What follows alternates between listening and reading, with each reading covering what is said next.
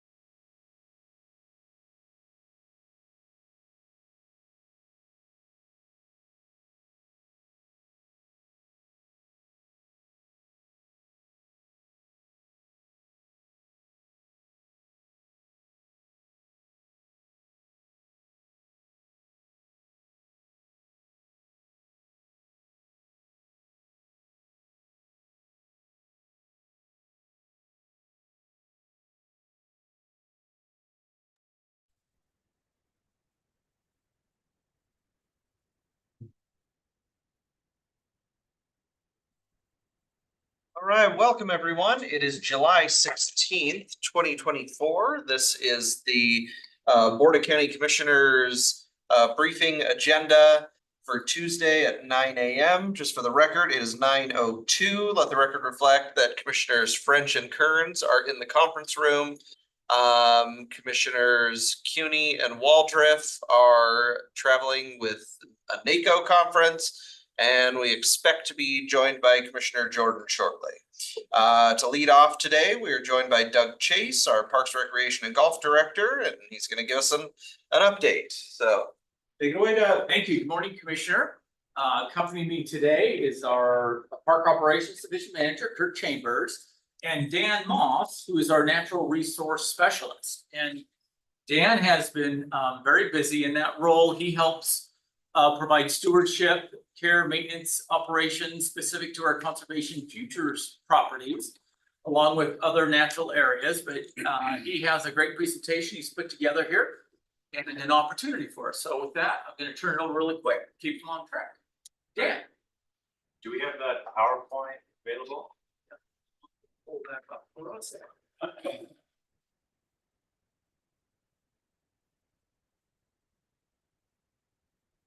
So while he's getting that loaded, edited. Yeah, so I'm Dan Moss presenting on PowerPoint here. This project is the Glen Rose Trailhead Model Forest Project, it's proposed. It's being funded through roughly $100,000 state funding grant awarded to us by DNR. And it requires no county match. So briefly before we get to the where, what, and why, it's gonna be a forest management project to maintain a healthy forest, reduce fire risk to communities there, and also have some interpretive signage for a community education and outreach inside the forest. So you can go next slide. All right, so there is the locations of Glen Rose, well, the whole Dishman Hills units, with Glen Rose being highlighted in the middle, highlighted green. Go next slide. Right, this is a rough breakout of the plan itself. It's a forest stand improvement and field reduction project of roughly 25 acres. That's with shaded fuel breaks along the property boundary to the west, and then along the ridge line to the east. Both of those would reduce the spread of a catastrophic wildfire. And the picture to the left, bottom left, shows a graphic from our forest management plan that was created by our forester 2021. And it highlights the area that our project is in at the bottom left corner as one of his priority recommendation areas. So it is being addressed through this project and being used as a public education opportunity as well.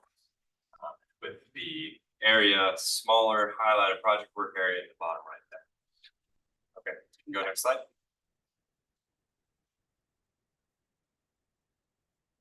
All right, so a little on the grant.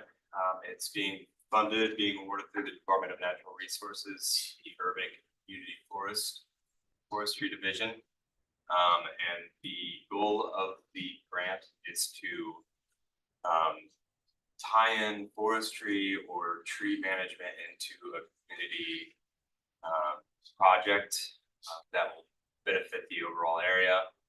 And in this situation, we're benefiting the forest by doing some management and then benefiting the community by having a educational opportunity.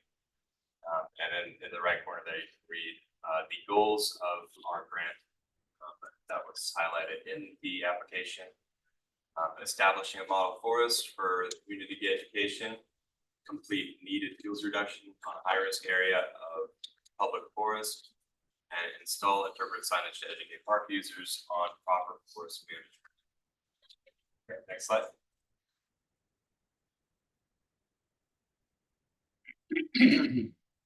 Just a little background of the property, the conservation futures property there in Glen Rose. Acquired by us in 2016 from DNR. Prior to that, it was being used for timber harvesting. And then since that point in time, it's expanded into a very popular and heavily used trailhead. We've gone from a gravel parking lot to a very nice paved parking lot, and it receives a substantial amount of visitors during peak season. I would imagine a handful of us probably all hike there. It's to us who have visited it, it's a really great area for hiking trails, and it has a tremendous aesthetic value with views over the entire city. Okay, next slide. So our budget and timeline. Keynotes is anticipated to start this fall during the most appropriate time for forest management. We're hoping to do maybe early October, late September as a starting time. It is depending on field conditions. And then overall working days for the project we completed have estimated at 49 working days, with the bulk of that being the actual in the field fuels reduction. And then one other special note I think for this is that we have tied in some money for rehabilitation and restoration after fuels work is done. So we're not going to leave it unfinished. It's start, finish, education. It's going to be a really cool project to see. The next slide. Okay, so yeah, why fuels reduction? I think we're all very aware of the destructive properties of wildfire in our community. A picture from the right is from the Valley View Fire, which affected Dishman Hills natural area, or actually it was inside the Phillips Creek trailhead, which is part of the same unit that we're working in. And I've listed how many acres and homes were lost with that. It's clearly a very scary picture. It's a scary thing to happen. And then Dishman Hills natural area sees a lot of fire ignitions, unintended fire ignitions every year that needs to be addressed through wildland firefighters and county firefighters every year. So that picture on the bottom left is from an act of arson that they started 5 different fires inside the natural area last year. Luckily, we were able to start it before it spread. So the potential is there to have catastrophic conditions. And as we move forward, it's going to be essential that we start curbing the hazard and overall risk that these spread the conditions inside our untreated forests present. So, next slide. All right, current state. See from the picture, it's got a lot of young trees. It's very common for areas that have been logged in the past to have open areas that then see a lot of young saplings take over in the area. You can see the very clear need for just the pictures alone. So it's right off the trail, right off the trailhead. Okay, next slide. So again, why fuels reduction? Slows the catastrophic spread of wildfire, but then in addition to it benefits the overall ecosystem. What we're doing is acting or mimicking what a natural fire might do if it had a low intensity fire in that area, which would naturally take care of a lot of those smaller trees and ladder fuels in the area. And so we're trying to establish a forest that looks closer to what it might be in the natural system. And then that will overall benefit the area and nature. Okay, next slide. Here's an example from the Oregon fire last year of an area that received this style of fuels mitigation, where you can see the destructive crown fire spreading into that area, wind direction pushing it into that area. And it starts, you can see, at the property boundary, it starts in the crown. And then just because there is that spacing between the trees, there's not the amount of ladder fuels that an untreated forest might have. It was able to die off and eventually settle down, which is the goal of these style of projects. Next slide. So this is, I think, the most exciting part of the opportunity and how it ties into the community forestry grant. It's after we complete this fuels mitigation project, we'll be able to set up a couple different interpretive signs that will display the what and why of everything I've just explained. And it's going to be developed alongside the Dishman Hills Conservancy, our partners there, and the Conservation District, to make sure that our messaging is well thought out and in a way that is going to be very easily understandable and engaging. Another fun part about that is that we have Gonzaga students who are excited to incorporate some QR code, additional information, maybe like a sights and sounds tour or something along those lines for any additional educational opportunities that we can include on those sites. So it's going to be a place where land managers in the area can send people to see what this type of project will lead to, what it looks like afterwards, and show the benefits that might come through the scary process of fuels reduction. This is going to be cutting trees, and it is scary for people who don't have the education on it. So this is a place that land managers can see and learn from, and community members can learn why we're doing this type of work, which will become more and more prevalent through the days and years as our risk continues to grow. Okay, next slide. All right. Yeah, so that's a little bit about the Glen Rose Trail End Model Forest.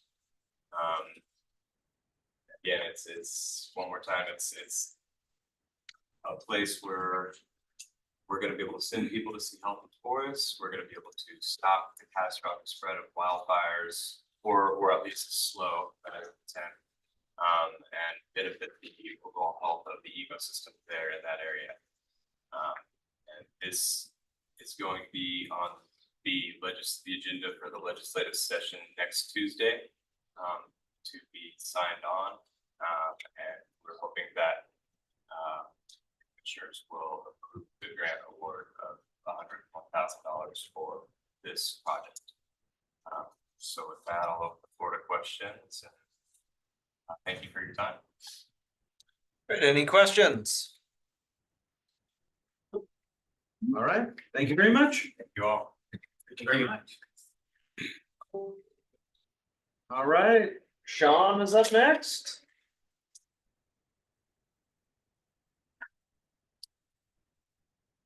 And we've got Kevin.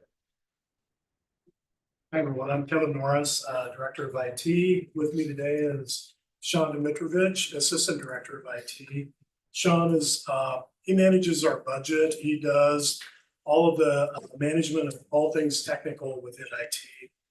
Today, he's going to be briefing you all on our renewal of procurement of laptops that we'll be doing over the next 5 years.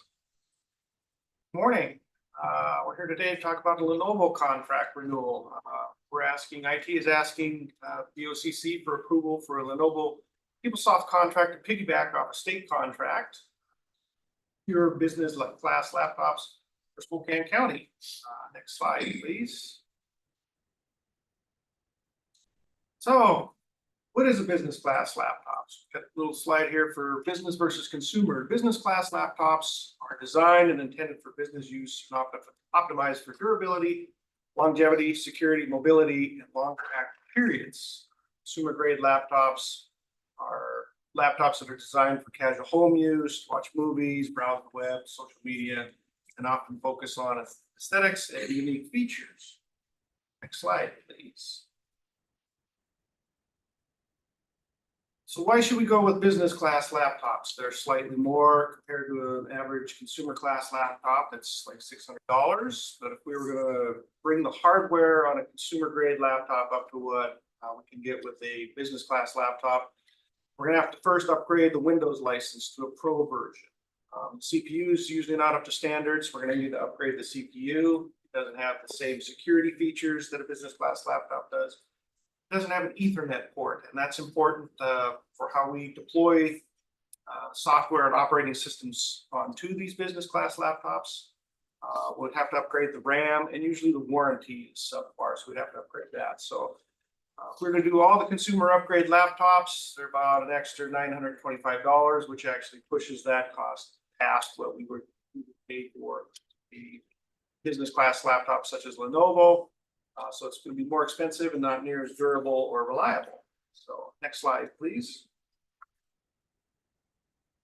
Yeah, why business class laptops? So performance, reliability, and productivity.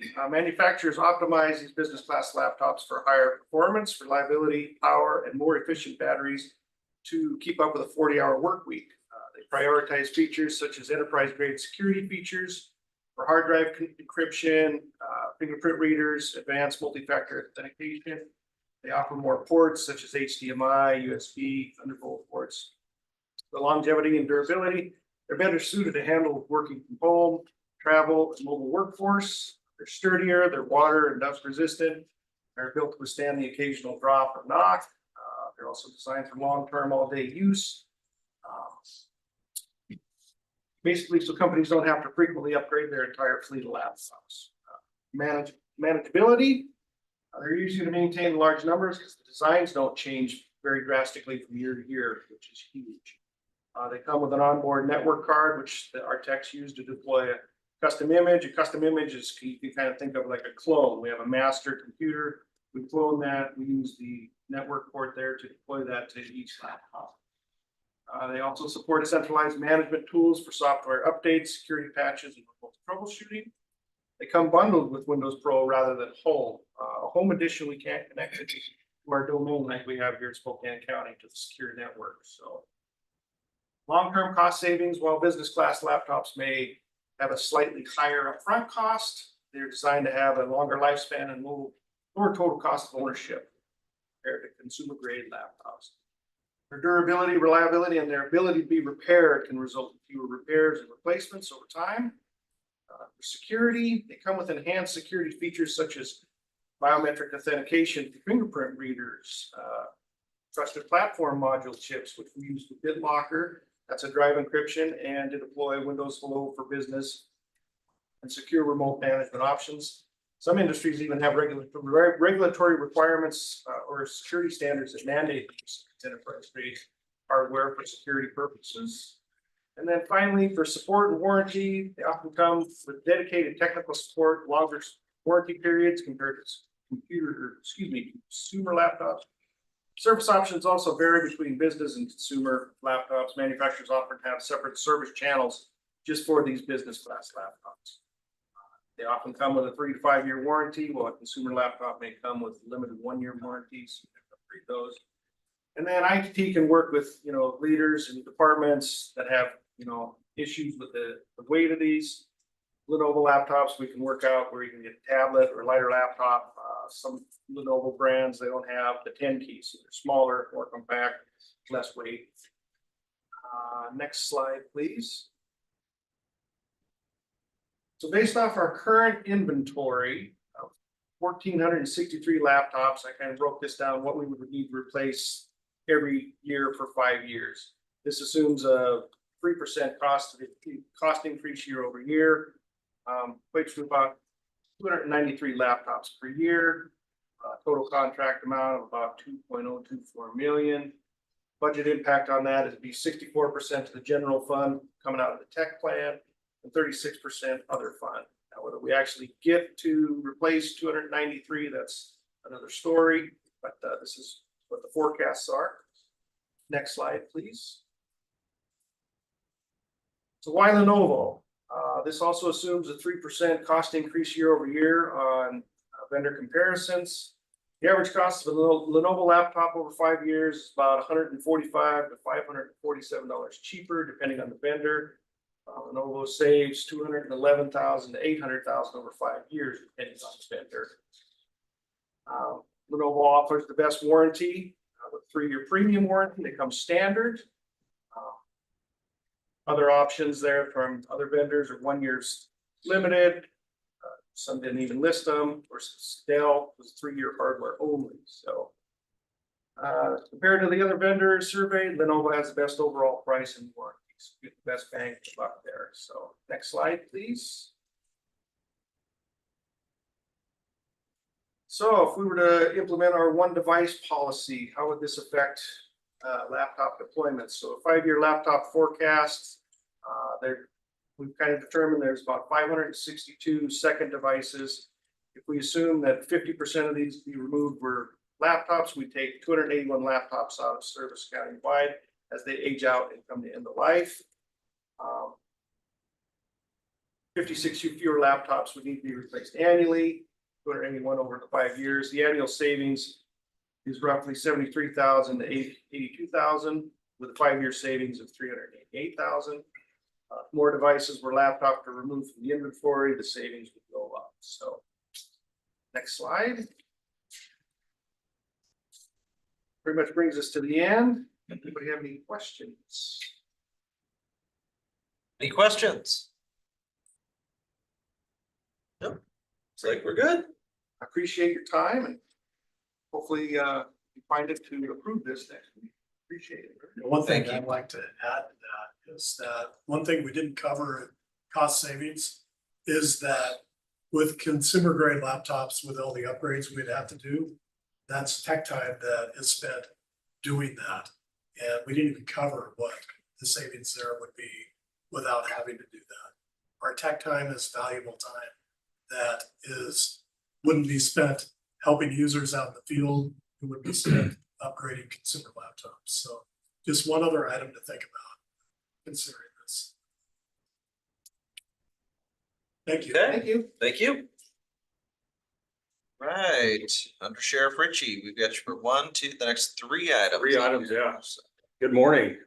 I have 3 reoccurring grant items here. The first one I'll start with is the Registered Sex Offender Verification Program. It's for $308,475 for the next year. It's a fiscal year grant, so it's July 1 through June 30th of next year. This grant is used to fund our sex offender registration program, so it provides salary and overtime for detectives to go out and do face-to-face registrations for sex offenders. It also covers part of the salary for our detective that manages the program. It's recurring. We've got it for years now, and it's it's how we fund that particular program. So the second one is the easier one. So the HIDA grant, which is it's a federal grant that's awarded. It's awarded yearly, but the amounts change. And what the money is used for is for Raven to conduct their drug investigations or high-level drug investigations. It's used to fund some of the multi-jurisdictional or multi-agency investigations that they do. This year, an additional $10,500 was awarded. That's going to go toward the rent for the building. If you remember last year, that task force had to move out of their building that they were sharing with the feds, and we got our own building. Well, this covers the rent for that building, or part of this does. Or I'm sorry, I guess I forgot. Are there any questions about the first one? Any questions about the second one? Where do the dollars come from? This one is. I don't see an agency listed on. It's a federal grant. The HIDA is I think it comes from HIDA, which is the. It's funny, I can't even find what the acronym stands for. But it says high intensity drug trafficking area.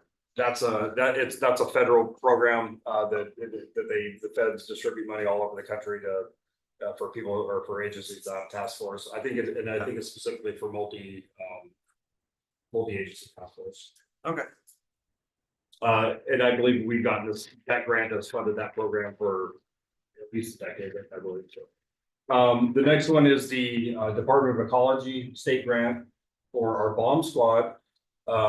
This grant was awarded this is the second award of this grant. I think from Under Sheriff Kittleson told me that they got the first one last year, but this is for equipment and training. So the bomb squad can be a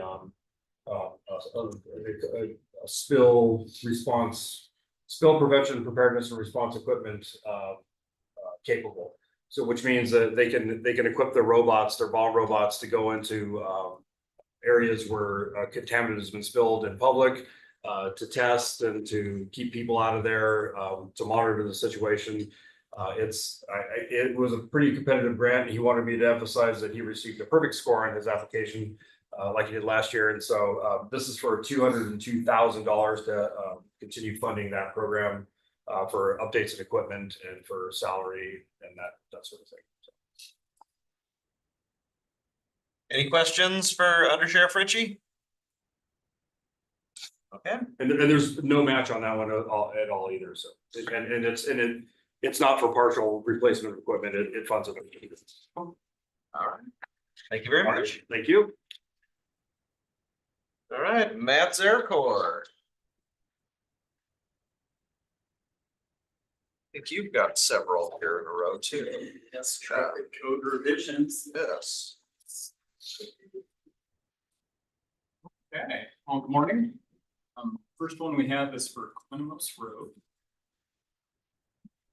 And you can see up on the screen, if you're familiar with this, this is south of Liberty Lake.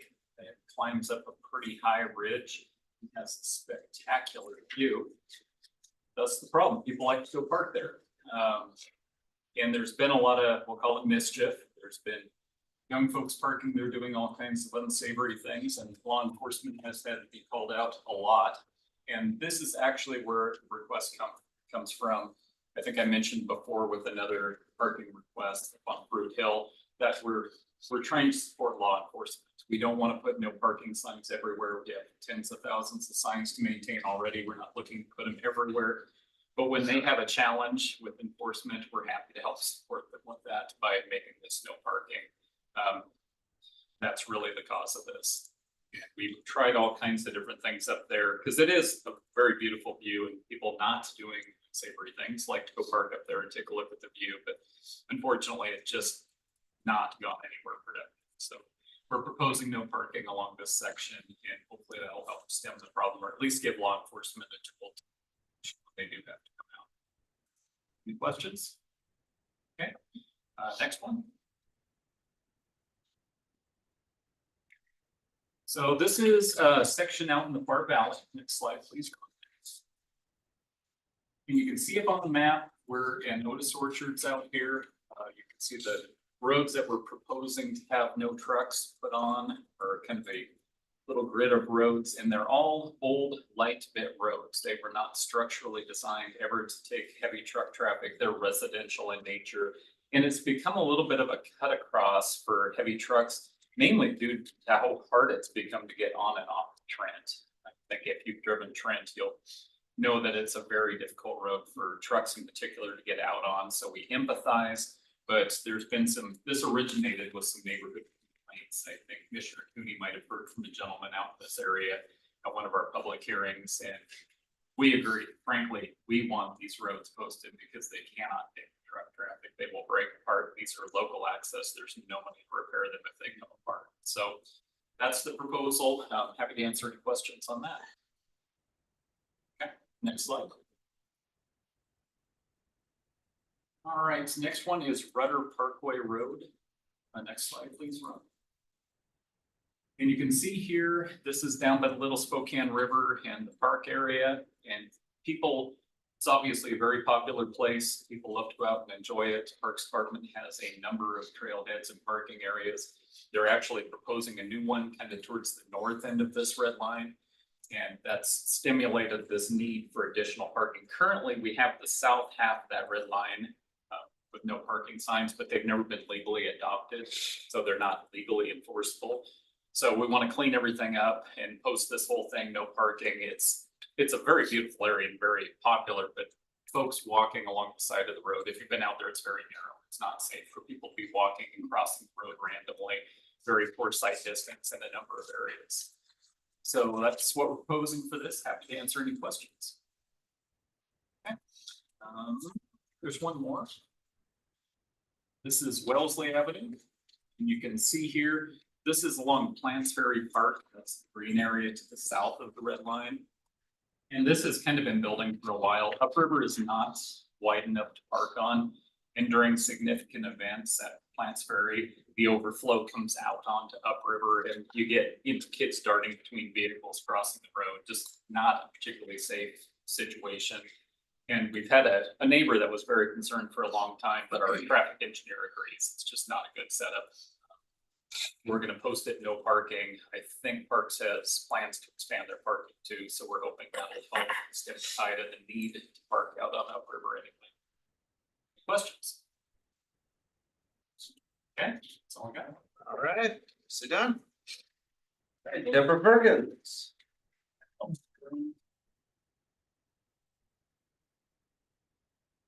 Good morning, Commissioners. Tell us about Fat Beam LLC. That Beam LLC is a telecommunications company that we had already granted them a franchise back on August 28th, 2012. And we only gave them a few roads, then they came back and they asked for more roads, and so we granted them another amendment to their franchise in 2018. They're back again and they're asking for more area. In fact, they're asking for the entire county now and to renew their franchise because the one that we were renewing it was expiring. So they're asking for another 15 years and to have access to the entire county. So is there any questions about that one? Is that a good idea or a bad idea? I think it's a good idea. The more telecommunications we can have out, the better.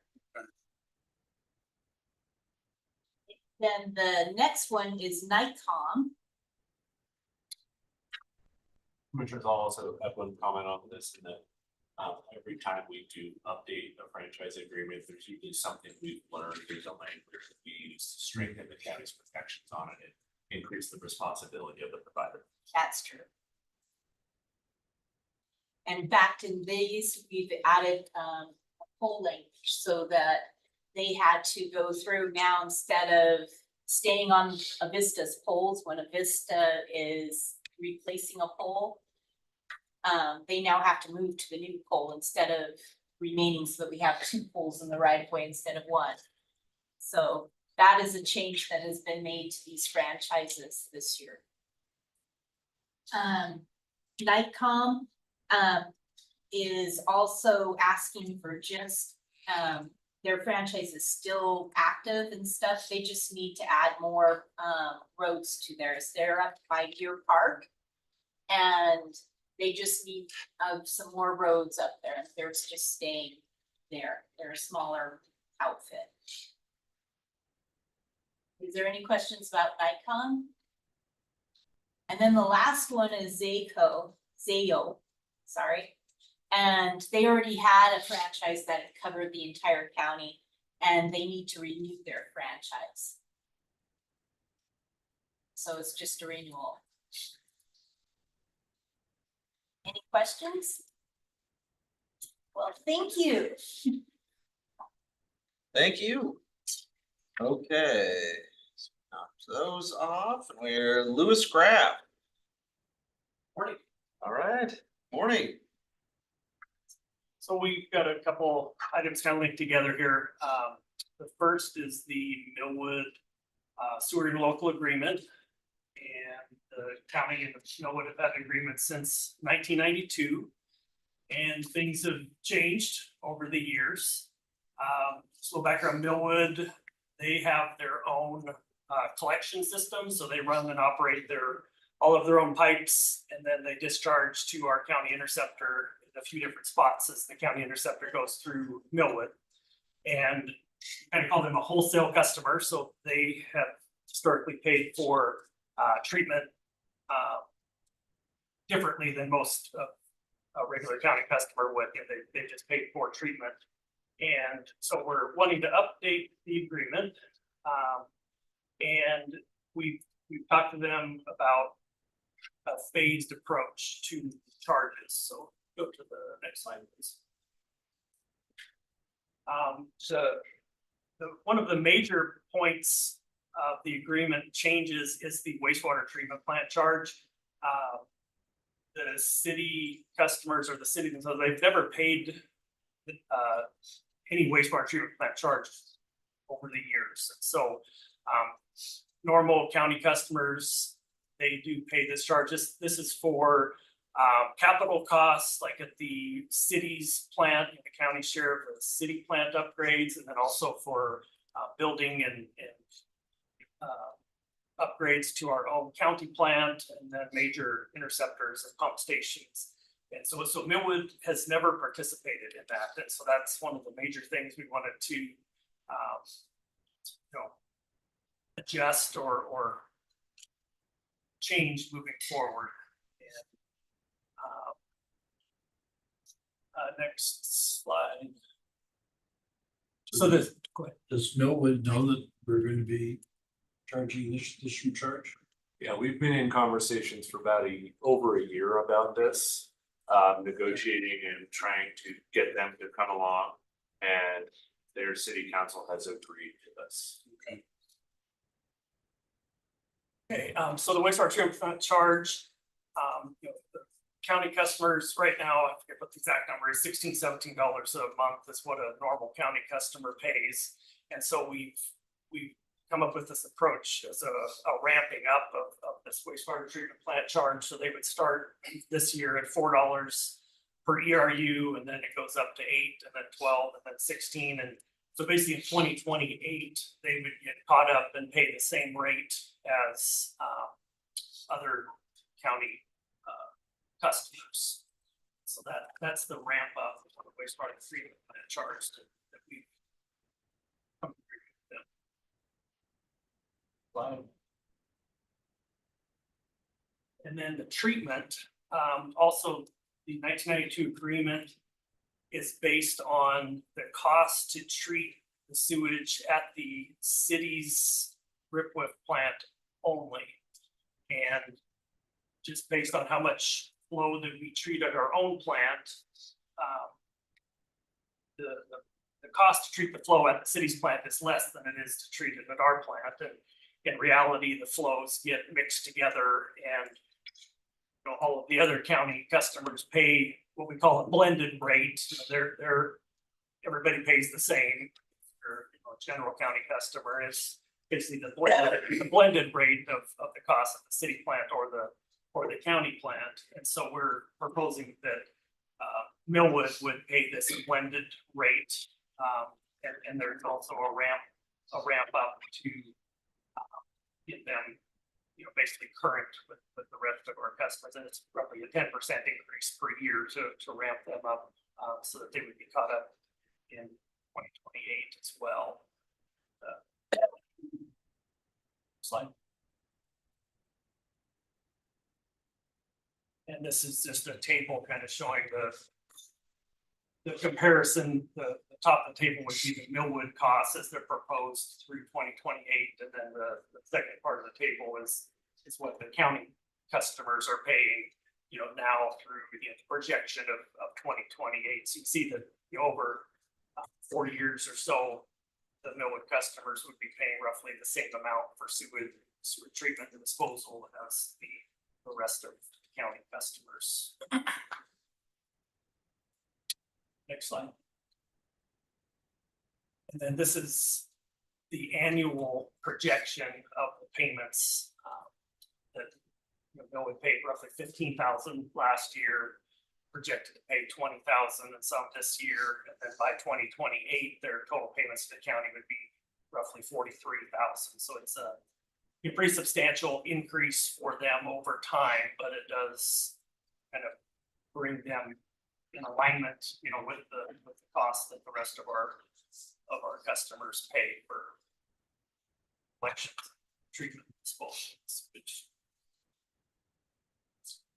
Any questions on the Millwood piece of this? You got a 2023 number there. So is that a retro thing, something that they will? That's what they paid last year. Oh, that is what they paid last year. Okay. So yeah, it's pretty healthy increase over time. They've been getting a very good subsidy for a lot of years too. And then the next slide.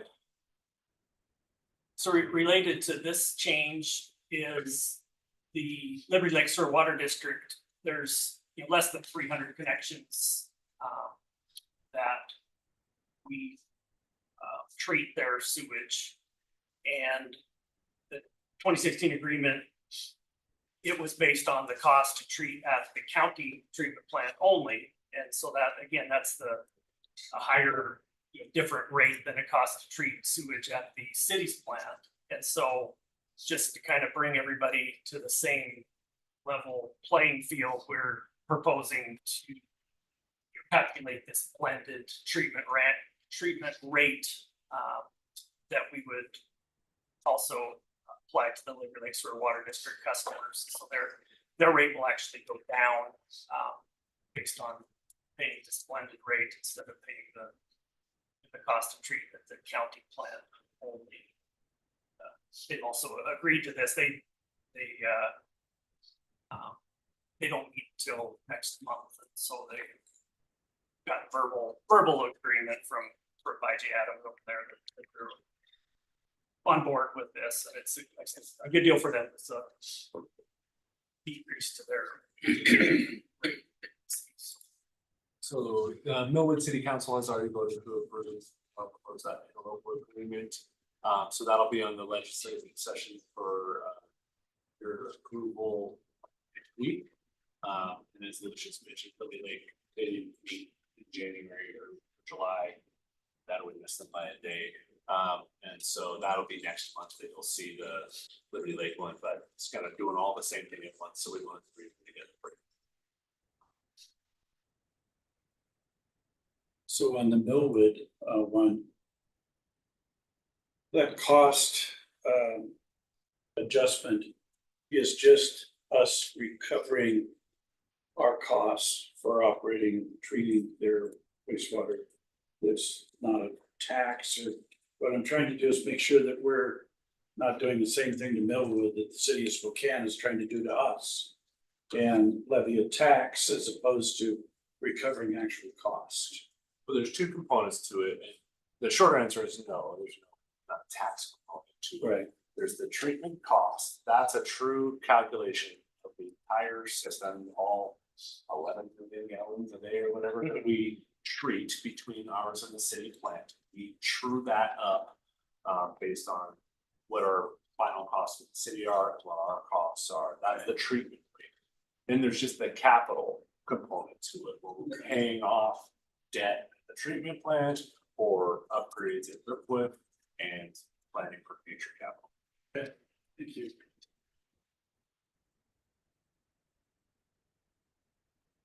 Any more questions?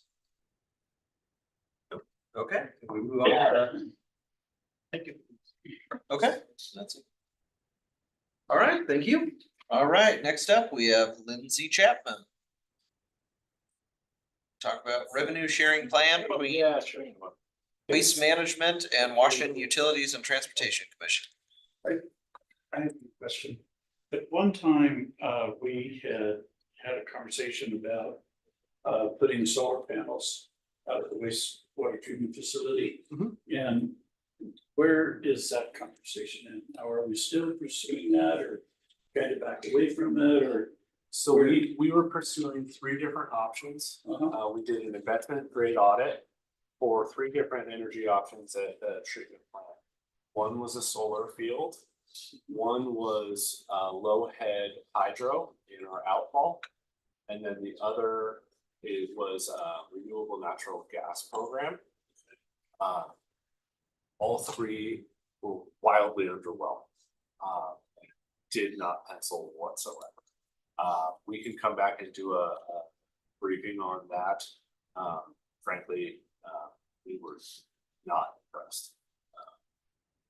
But with the paper itself, in one scenario, if we got lucky, we might break even in like 40 or 50 years. I mean, no ROI whatsoever. Okay.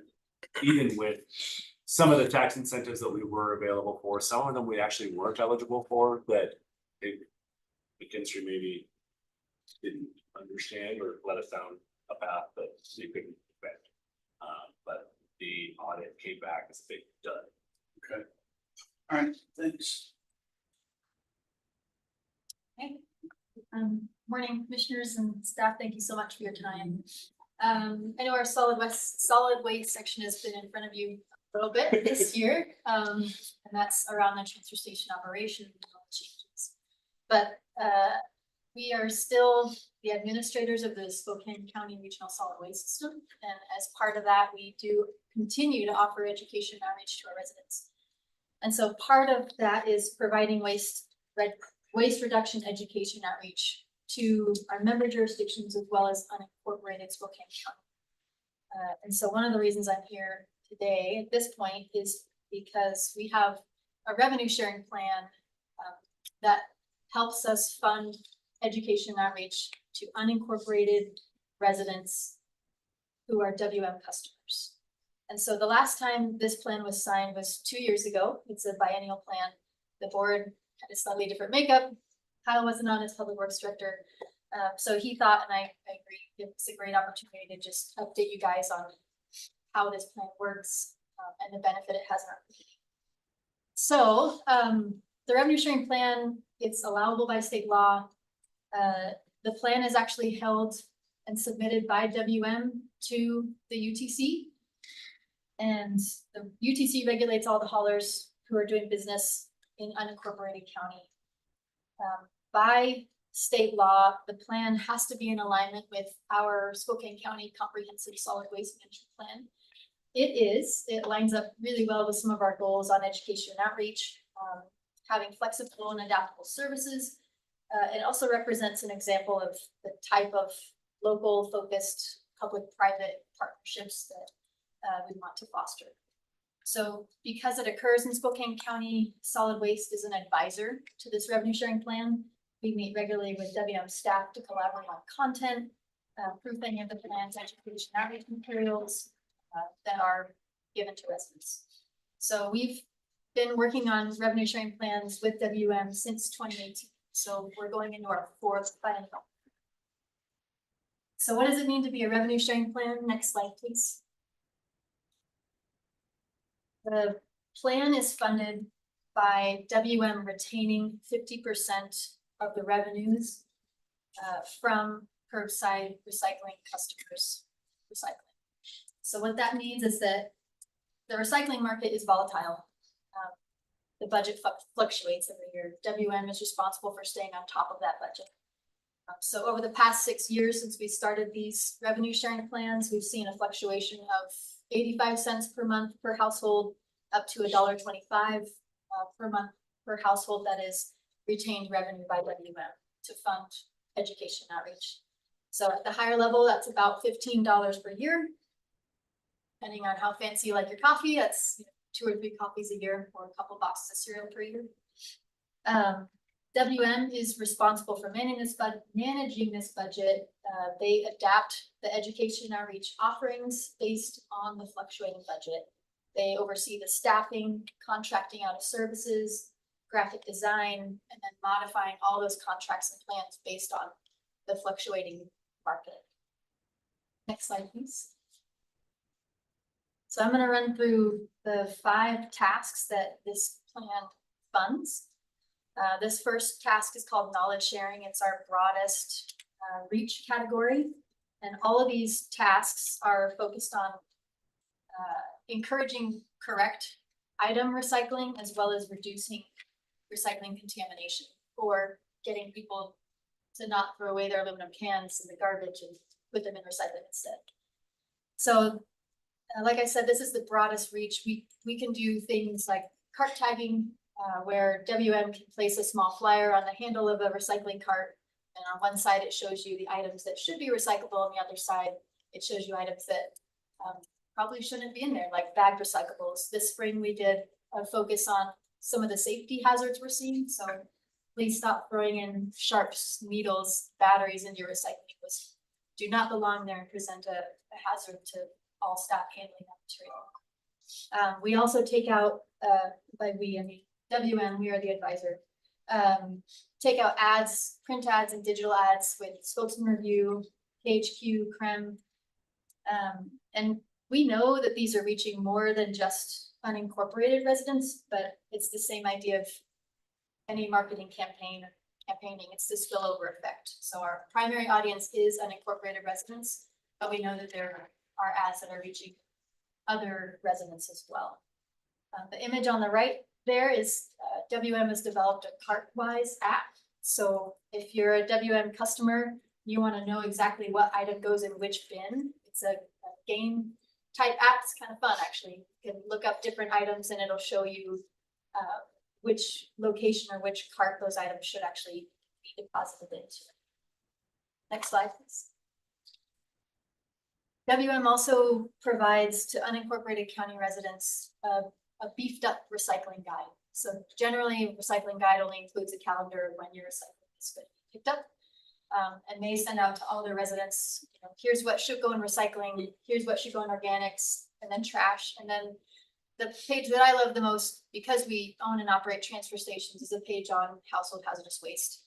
What should be taken to household hazardous waste to keep all of our industry staff safe. Next slide. Our second task is equitable outreach, and there's two prongs to this task. The first one is translation services. So WM is working on translating their recycling guides and ads into the second, third, and fourth most commonly spoken languages in Spokane County: Spanish, Russian, and Ukrainian.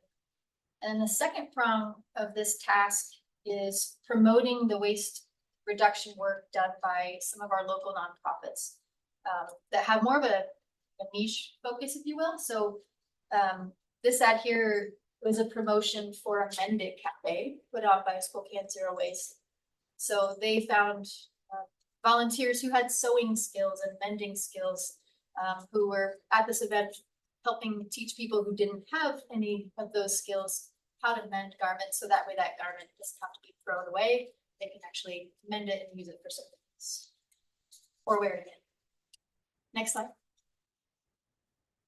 Third task is community events. So WM tries to be present at 10 community events every year, and honestly, being able to ask your recycling questions to someone in the industry can be really empowering for residents. And there will be some overlap, just like the marketing. You know, we know that not every event that they go to is just for unincorporated county residents. There is that spillover effect. But we also work really closely with WM on this one and a few others that I'll share about, because if WM hosts a tent at one of these events, I'm not going to send my education and outreach staff to set up Spokane County Regional Solid Waste tent there. Because we work so closely with them on our messaging, people are going to ask the same question to us that they do to WM.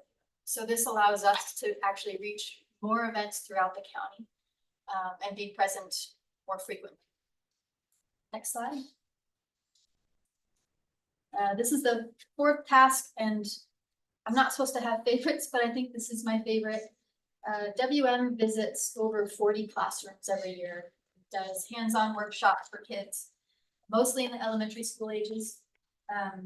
Again, we work really closely with WM on this one too. You know, there's no reason, if they are going to hit Colbert Elementary really hard and get in, 12 classroom visits, we're not going to waste time focusing on Colbert. We're going to go to a number of other schools, so that way we can stretch our reach throughout the county. The two pictures there are from an assembly that we piloted with WM this last year. It's really fun. We've been wanting to do an assembly structure for a number of years, but just haven't had the time or the capacity to make that happen. WM stepped up and they said, hey, we actually have an assembly script that was done in Snohomish County. We'd like to tailor it with you to Spokane County. So we worked with them, and we were able to run 13 assemblies last year, which reached 2,500 students and staff with a really fun recycling message. I got to go to this one in Colbert Elementary, and it was probably the best hour of the week, to be honest. It's very fun to get. The other piece to this task is the technical assistance that WM offers. So WM not only provides the classroom workshops and the education, but they offer that some technical assistance to the school itself. So that means going out and right-sizing dumpsters. So if you offer recycling dumpster service, you usually can downsize your garbage container service or size, which then saves the school a little bit of money, or is basically like a zero change in cost, because then you can actually pay for the recycling and offer that for your students and staff. And then they can also make recommendations for other waste reduction strategies like reusable serviceware or milk container reductions. Next slide, please. Last task is multifamily assistance. So like the Engaging Younger Minds task, this is 2 prongs. There's education outreach and then technical assistance. The hardest part about this task is actually making contact with the property owner and the property manager. They're usually 2 different people. So once we get approval to work with this property, there's a process of doing pre-audits at the site, basically taking stock of what's there. So oftentimes, a lot of multifamily houses don't have recycling dumpsters at all. And so we'll go in and see how much contamination is present in the garbage, so how much recycling is there. And then we can do education and outreach to all the families. We provide a tote bag with flyers saying, hey, here's what you can recycle. There will be new recycling services available. And then we do post audits as well, saying what is the difference that was actually made. And then after that initial change is done and that initial period of changes, WM staff will then circle back around either every 6 months or annually to see what is still working and what is not working. We usually leave flyers and info that property managers can include in welcome packets for new residents. Next slide. So I breezed through those, but that's largely how this revenue sharing plan is organized into the 5 different tasks. Again, these are all really just trying to focus on how we can increase good recycling, the things that are accepted in our curbside recycling system, and then trying to reduce the contamination in our system. That's all I have. Does anybody have any questions? Any questions? No, I think we're good. Thank you very much. All right, Tony DeNaro, you're in the hot seat.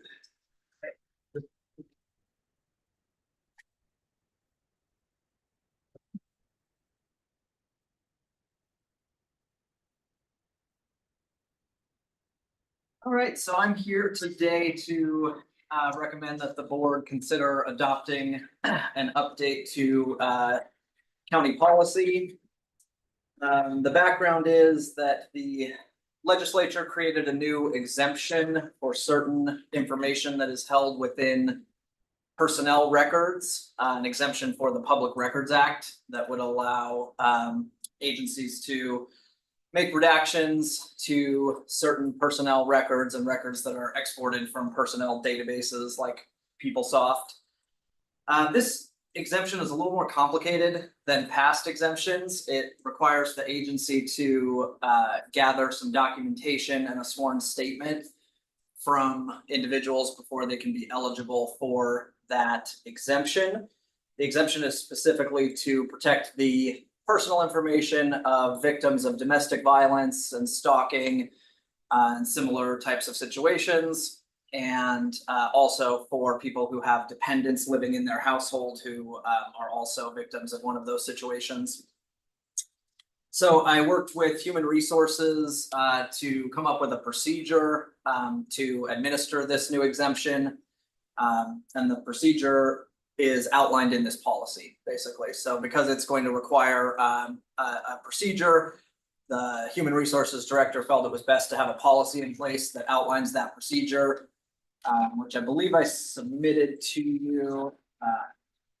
But yeah, I'm here to answer any questions if the board has any questions about that new exemption or the procedure or the program for administering it. Can you just tell us what is a type of personal information that is allowed or is, releasable that this would make, exempt? Yeah, so for employees who are verified as eligible for this exemption, we could redact their name, date of birth, work location, county email address, all of that type of information that would basically allow someone to track down an employee and find out that they work at a specific agency. One of the sort of important caveats is that the exemption only applies to personnel records and records held in personnel files. So there are other types of instances where that information will be releasable. A good example is, say, a deputy who has been judged as eligible for this exemption. If someone made a request for a list of all Spokane County Sheriff's deputies that's exported from a personnel database, their name and information would be redacted from that list.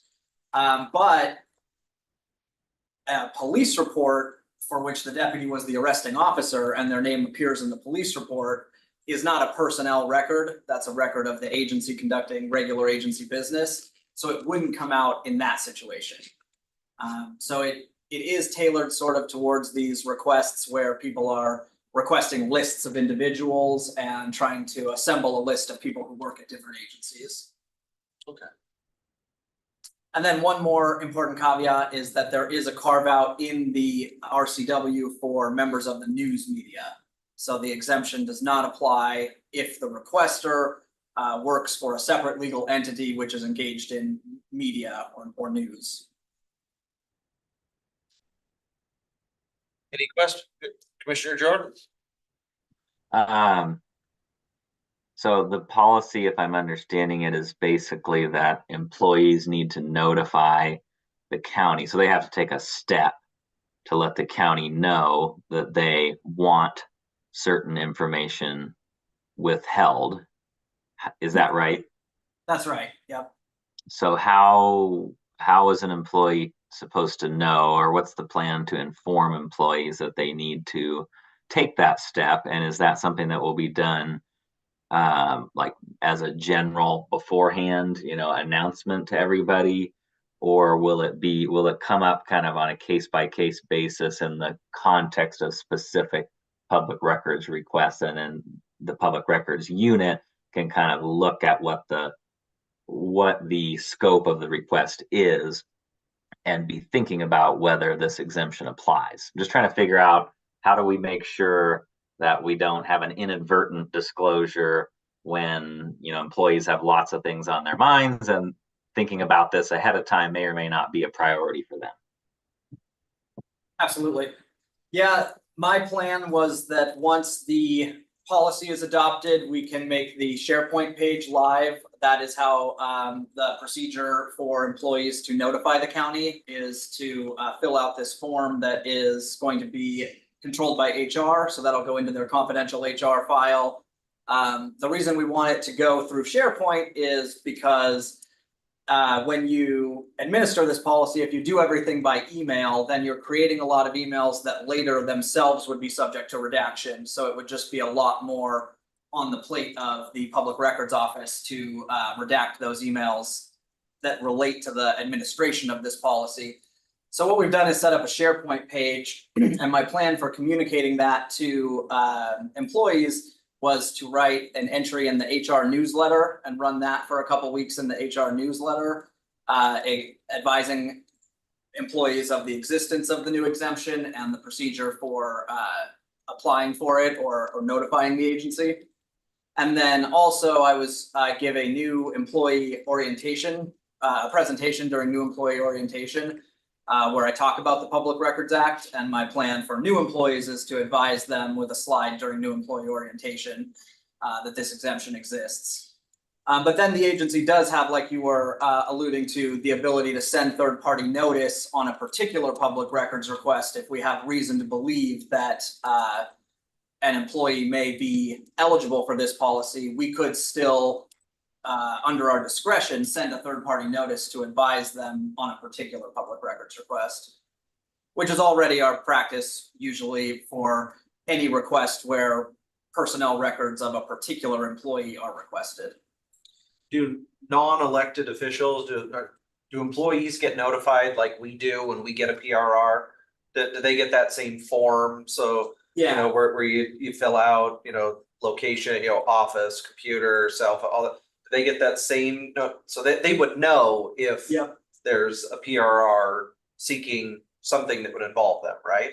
Yeah, if a PRR names a particular employee and asks for copies of their personnel records or records related to that employee, we send a third party notice.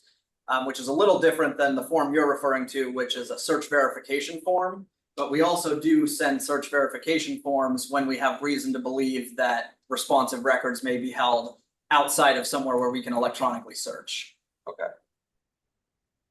So they may become aware of the request through that mechanism, or they also, if they are particularly named in a request, they may become aware of it through a third party notice. Okay. Commissioner Jordan. Would it be too burdensome to make this information a part of that regular notice that you send out in the response to a specific public records request? You know, it could say something like, you know, we've received a public records request related to you, right? Somehow, please be aware that, you know, there are exceptions, including DV. Here's some more information about that. I don't know if that's too much information based on your typical communication, but my only concern is that it's great to have a policy. It's great to get the word out, but not everybody reads every email that goes out, unfortunately, and we could have an inadvertent slip just by someone not knowing. That's my main concern. And so is there a way to build it in the context of a specific request? Just curious what you think about that. Yeah, that is a great idea. We could definitely add a paragraph in our third party notice letter that we can add or remove as needed. Some third party notice letters, it wouldn't make sense. So I wouldn't add it to like the basic letter. A lot of times third party notice goes to companies who have submitted bid proposals that become the subject of public records requests. But we definitely could create some language that we add to personnel type notifications if it makes sense in that particular situation. Yeah, I also know the more you add, right, the less likely it is to get read. But if it's short, snappy, and maybe it links to a resource page or something, I'm just trying to think of ways to, obviously in a DV situation, if there's a legal exemption, it's critically important for safety potentially that we get it right. So I'm just trying to think of a non-burdensome way to help you achieve the result you're trying to achieve. So yeah, I totally agree. I think a kitchen sink approach is probably best. Like send out the newsletter, add it to new employee orientation, and then as you suggested, we can also add that to third party notices in situations where it makes sense to do so. thank you.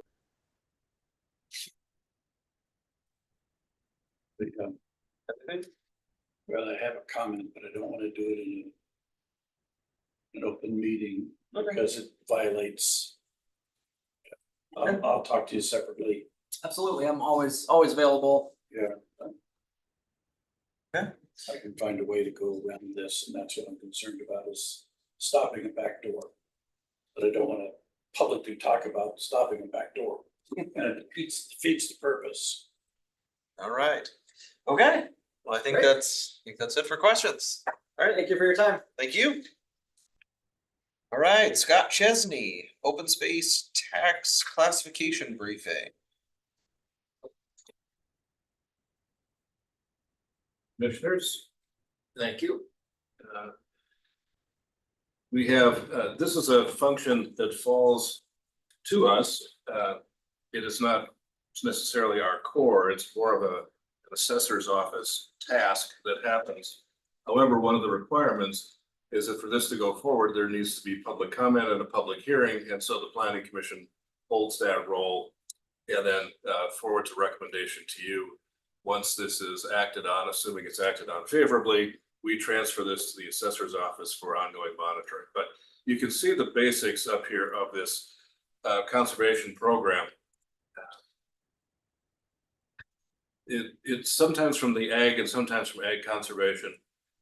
Generally, it's for lands that have potential for returning to ag production that are currently not in ag. And most of the time we see that because the landowners are elderly. They are no longer able to farm. They may not have children that are taking over the farm. And yet they want to be able to sell this to someone who could put it back into production. And this is a tool that gives them a tax break during the time that it is out of production, when that is then recovered as it goes back into production. So next slide, please. We've got several of these. This is one. It's a rural traditional parcel, 45 acres. Next slide, please. And there's a sequence of these that you'll see. Some of them are grouped together from common landowners, but non-contiguous parcels, and that is allowed by the statutes. This is an aerial of that same parcel. You can see that it really is no longer in ag, but it could be it's fairly open space. Next, please. Here's the second one, another 40-acre parcel. Next, please. The aerial shows partially wooded, partially open for future ag uses. Next, please. Here's a quarter section of land, 160 acres. Next slide, please. And this is in urban reserve, which is also kind of interesting because that is one of those land classifications that, while this preserves the chance for that to go back into ag production, urban reserve is also close enough to the edge that it's in the future pattern of growth. So brings up a question is what happens if this doesn't stay in the program or doesn't go back into ag?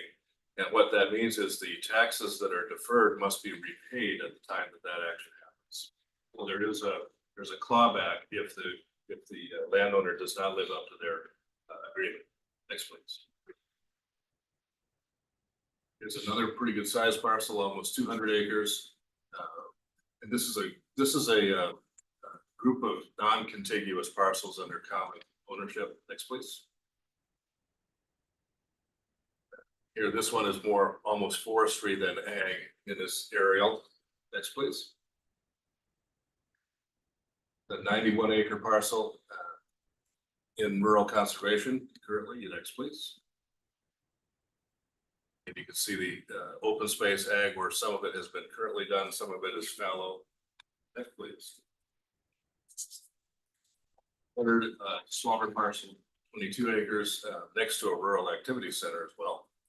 Next, please. And while this is one of those that's, while it's eligible, and we would not suggest anything other than that it does qualify for this exemption. Being next to a rural activity center, and the fact, and again, as a reminder, the RAC or Rural Activity Center is a landmark under the RCW. These are some of those areas that we want to look at preserving some rural lifestyle capabilities within them. And so if this were to come out of the conservation program, it would only do so for a higher and better use, which would be able to pay back those tax deferments. Next, please, Ron. And that is it for these deferrals. As we said, if you find the agreement with the Planning Commission's recommendations, this will go to the assessor who will monitor and track those changes. The property owner is obligated to provide an annual report that they are meeting the requirements of the program, which includes, among other things, weed control. So it is a parcel that does have to be actively managed, even though it does not give ag. And I'm open to any questions you may have. Commissioner Jordan. So this is something that has already been before Planning Commission, is that right? That's correct. And they have made a unanimous recommendation for approval by the board. Thank you much. Okay. All right. And no shoot area. Great thing. All right, commissioners, thank you. Yet another of our sort of peripheral functions is the planning department oversees and administers the non-shooting advisory board, which meets only on demand. It had a request from property owners earlier this year. The board has met and has made a recommendation to the Planning Commission, which has forwarded that to you. There are couple of parts to this. Trying to hook up with you this week. I am available most of the day on Wednesday. You can see the criteria up here, how they meet. They're brought forward for a public hearing, and public takes comments. Next slide, please. This was one of the recommended areas in the North Metro. You can see it's between Newport Highway and Highway 395. Fairly large area. Next, please. Oh, that's somehow out of sequence. I think two more on. We got some of those previous slides in the wrong presentation. So the advisory committee made a recommendation against the establishment of a new no shooting area. And their findings were that the evidence did not appear to represent a significant safety risk in the area. And it will also provide, as they said, more of an island in that it was not contiguous to existing other parts of the no shooting areas that are within the county. Their recommendation to the planning commission was to not establish this, and the planning commission agreed with that unanimously for your approval. Like the others, this would come before you for accepting the planning commission's recommendations next week and considering those recommendations at the following meeting. Happy to take questions. This does not come up very often, so it's more irregular process. That's what I was gonna ask. So the request was to make, so this is currently where shooting is allowed. The That's request was to make it no, okay, and I think in my time as a commissioner, I don't think we've only done where we've added area to where you could shoot, where you couldn't shoot and the people wanted to make it to where they could shoot. And I think it's always been like one parcel at a time. I think this is the first time I've seen one like this where it's removing an area. And the petitioners were of course suggesting that shooting is taking place there and it is somehow, or I should say somehow, that it is affecting their health and safety. So they brought the petition forward, but the no shooting advisory committee did not feel that that risk just was met the standards for the amendment to go forward. And the point of an island is a good one.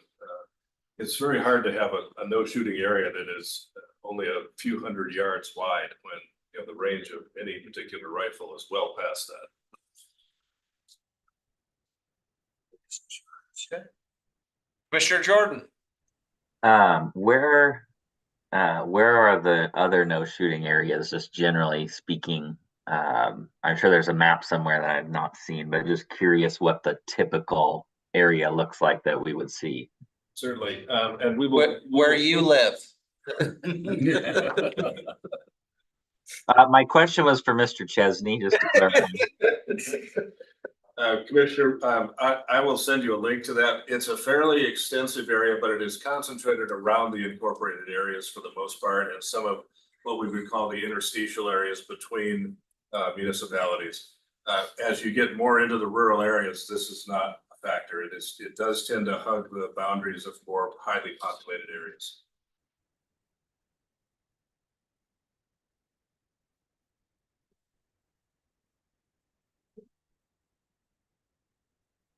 So will this be queued up then for Yes, it'll be for board to receive the planning commission's recommendation next week and then consider it. And if you agree with the planning commission's recommendations, it would be to not establish the area. If the commissioners chose to disagree with that and consider establishing it, then you would need to hold a second or a subsequent public hearing to entertain that comment. Okay. Okay, any more questions? All right, thank you. Commissioners. All right, George Dahl. We're trading places. Couple of items. That's right. Okay, so what we're bringing before you all today is an update on some potential conversion of loans to grants. So on the next slide, Ron, this was a policy that was brought before the Board of County Commissioners and approved on February 6th of this year. Effectively, what this policy did is allowed us to evaluate different loans that we have within our affordable housing portfolio and determine whether or not it made sense to maintain those as loans or if it made more sense to convert them to grants. Part of the thought process in that was the cost to create a new unit of affordable housing in today's market is significantly greater than it was when a lot of these loans were initiated. So rather than, or the cost of converting to a grant is substantially less than if we were to create new units with this methodology. The interest that was paid on these loans was used to, or is used to invest into new affordable housing units. But we do have some of our portfolio that's at risk because the cost of operations and everything has gone up such. So the 6 factors that were included in this policy are up on the screen there. And so this effectively is a test that we run to say, when someone comes before us to say, we'd like the Board of County Commissioners to consider converting our loan into a grant, these are the considerations that we take. So next slide, Ron. So we've got 3 different properties before you that are all held by community frameworks. And you see up here what the original balance and then the current balance. You can see how the interest over the years has built up. And so we've got some cash flow issues there. What we've done is we've identified the particular procedures within the policy and said, does it pass the threshold review? And in this one, we have all but one, which is 4.1.4 that does not. And so our proposal and recommendation based on these factors identified in that policy and procedure is that we convert Rockwell from loan to a grant. But this is the 4.1.4. Let me read that. Extend the affordable housing projects period of affordability. So in the procedure, it says 4.1.4, whether the borrower agrees to extend the affordable housing project's period of affordability for a reasonable amount of time in exchange for the modification, deferral, or conversion. Here, the borrower did not agree to that. Yeah, Paul, would you like to speak on that? Sorry, these are coming in. Certainly. Rockwell on 4.1.4, it says no to that, and that's the deferral. Correct, so we're going to be restricting that project for 20 years here very soon. So that's, actually, we just executed on that contract, so we've got it restricted for 20 years. I talked to them about potentially extending to maybe 30 years or something like that. The problem with doing anything over 20, to be honest, is it's looking too far ahead. Community Frameworks is also in the game of affordable housing, so whether or not we actually restrict them or how many units we restrict, they're still providing to low-income individuals. So for example, Rockwell, I think we're restricting 10 units. It's 50 units total, but they're still taking low income into all 50 units. So our restriction essentially doesn't really do much good unless they were to completely just go against their entire organizational goal of providing affordable housing. So sell the property. Yeah, essentially. So that keeps the clause in, but we talked to them about maybe extending 10 years and just it doesn't really do us much good other than just adding an extra clause in there. We could definitely do it, but it just requires more administrative work.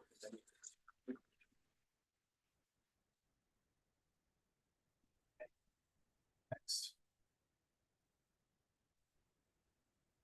Aspen Grove, this is a somewhat recent one, but based on the loan policy out of those 6 factors, it 4 out of 6 instead of 5 out of 6. And the only reason for that is that the loan amount is really not that large. So if they were to convert to market rate after their period of affordability, it's assumed that they would be able to pay off this loan very quickly. But if they continue doing affordable housing, how they've been doing it forever, they probably won't be able to pay off this loan in a reasonable amount. So in reality, this is probably 5 out of 6 on the loan policy factors. And the only thing that it's not hitting is just the additional extension of affordability, since they're currently on I think this one's a 20-year restriction. They're only a couple of years into it. Paul, is it true that we have in our agreements with these properties, to Commissioner French's point, we have a lien or a holding on the property so that in the event that it's sold, that we have an interest in that? 100%. We have a deed of trust that has all the covenants attached to it. And is it the first or second? Depends on the project. yeah, it depends. And how it's stacked up. We're usually like pretty close to last. Cause That's it's, what I remember. yeah, Yeah. so it's not ideal. That's why I was saying, like, if we were to throw on extra restrictions, it doesn't in reality really help us. The best thing we can do is make sure that these projects can financially be sustainable. And that's our way of ensuring that they actually stay.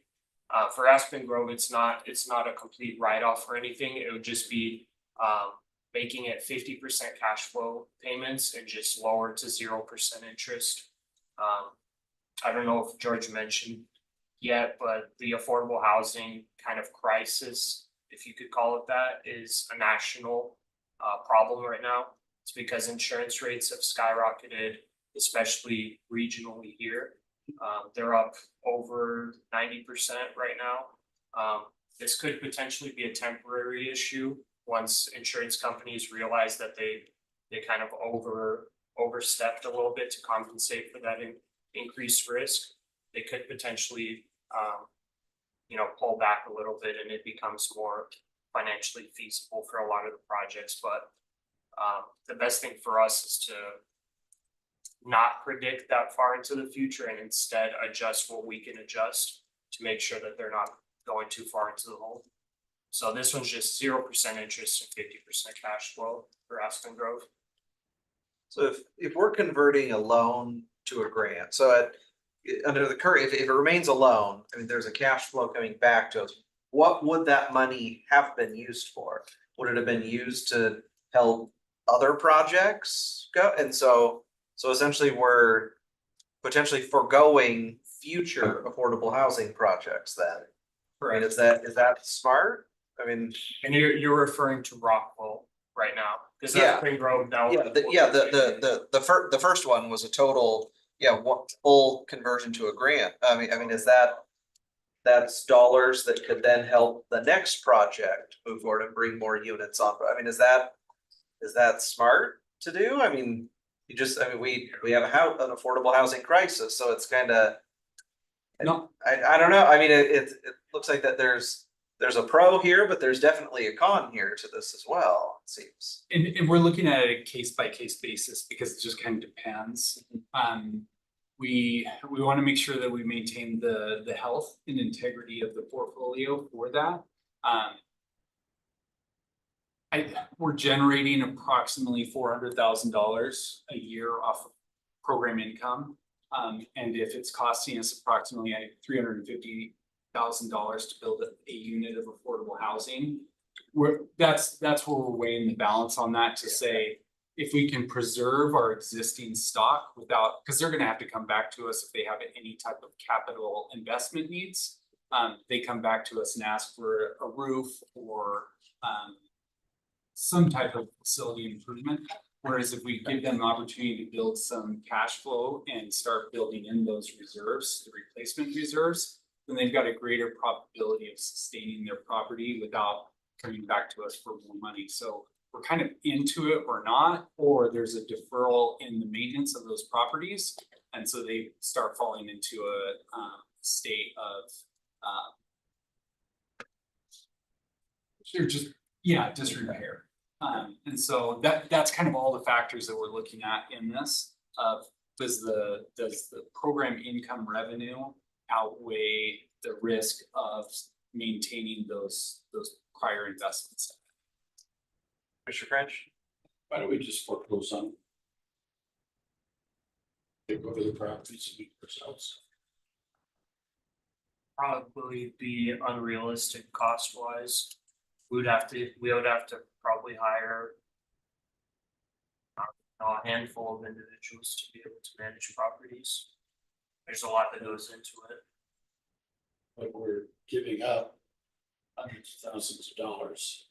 Well, if we were to foreclose, if we were to essentially take over Rockwell right now, we'd be losing, I believe their previous cash flow statement was either negative 200,000 or more. So if we were essentially taking it over, if we were to hypothetically have lower operating costs, we'd maybe be break even on it. But like I said, that would be it's temporary. Right now for affordable housing, this is like worst case scenario coming out of COVID. But if we foreclosed on it and got rid of the debt, because now we own it, we don't have any debt service. So you're saying these properties are so far underwater that even without debt service, they can't cover their operational expenses? So yes, so the thing about COVID and how much rent has been unpaid. Every single affordable housing provider in the nation, even regular landlords, for some of these properties, they're looking at 400,000 plus in just rent not received.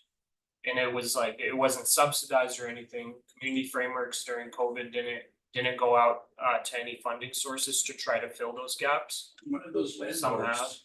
I'm one of those landlords. I took it in the shorts. Yeah. And I mean, one rental property cost me almost $30,000 just to get it back on the market. Just, that's just the cost of doing business. Correct. And if you can't, then get out of the business. I guess, I don't know, I'm asking a hypothetical question. It just seems to me that if we're giving a major debt, we're not getting anything in return for it. Go back to what you were saying. Why are we doing it? Well, I would like to say that we are getting something out of it. We're continuing a partnership with a strong organization in the community. So one of the things that they definitely have thought of is potentially completely getting out of affordable housing in general. Yeah. Community Frameworks has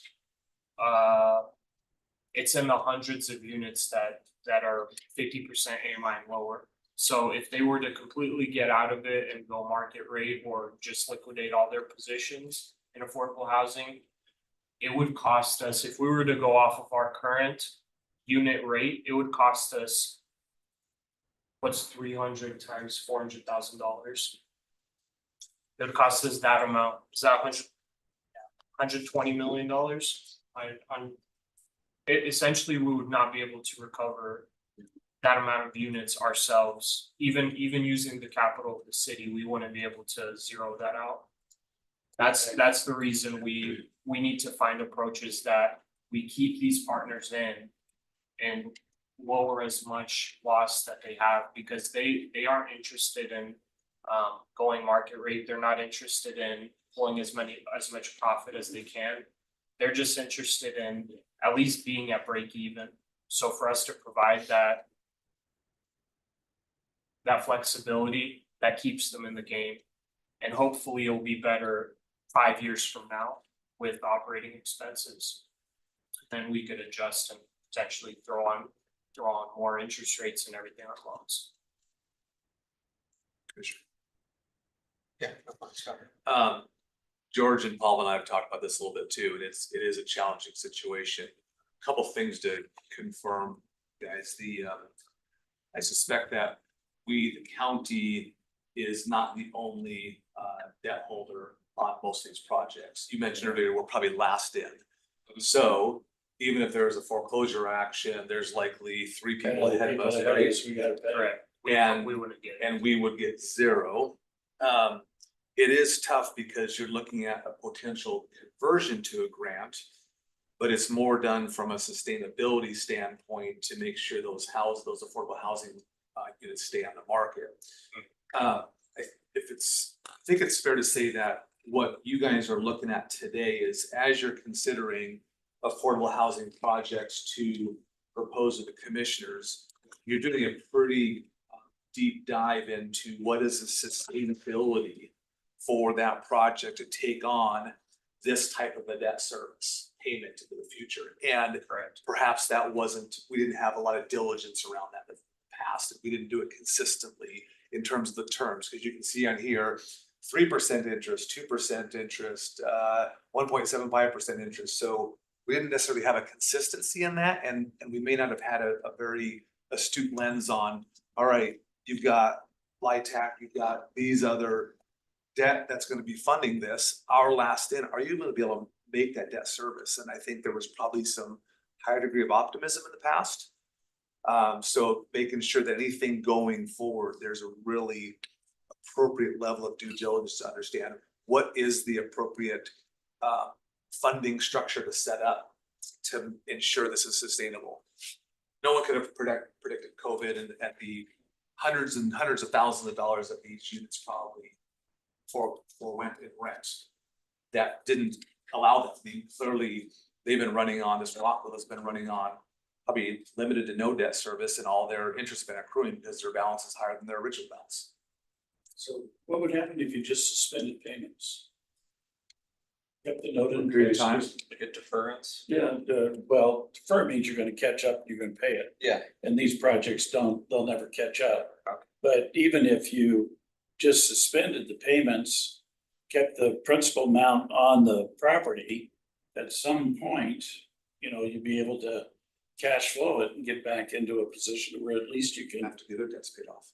It's a lot better than just giving money away. That's the part I'm having trouble with is I didn't have anybody saying, hey, let me give you $30,000, cover your expenses. I ended up eating that and stuff. So I just have trouble saying, yeah, we're just gonna waive, a couple $100,000, have a great day, thank you. I think it's a good evaluation. Is to take a look at and say, when does their other debt start to fall off their portfolio of debt? And is there a return to, if the county agreed to suspend payments, does that give them enough cash flows to make some headway on their other debt? And could we, in 10 years, 20 years, start to recover on this stuff? Yeah, I can do a deeper dive on Rockwell. As far as, so we covered Aspen Grove with this just a loan adjustment. Rockwell will bring more in-depth information to you then, during another briefing. Just so I'm not wasting too much of your time. Could we jump to the next one, please? So this is Highland Village, 1.75%, same exact thing as Aspen Grove, just getting it to a 0% interest, 50% cash flow. It 5 of the 6 factors of loan policy. So, and then while we're here, could you please open up that financial statement? If that's possible. This is just for informational purposes for the board to see at least financially what we look like for affordable housing, that it's not the best. If you were to take all of our money and put it into just guaranteed government bonds, we'd be making way more money. But that's the thing about affordable housing is we're not really in it for the money, we're in it for promoting affordable housing developers and keeping them going. So essentially this 2.3 million or $2.5 million is our revenue, got our net income on the bottom. And then if you scroll down all the way, there are assets, and that $2.3 million from the allowance for doubtful accounts, that's that Rockwell debt.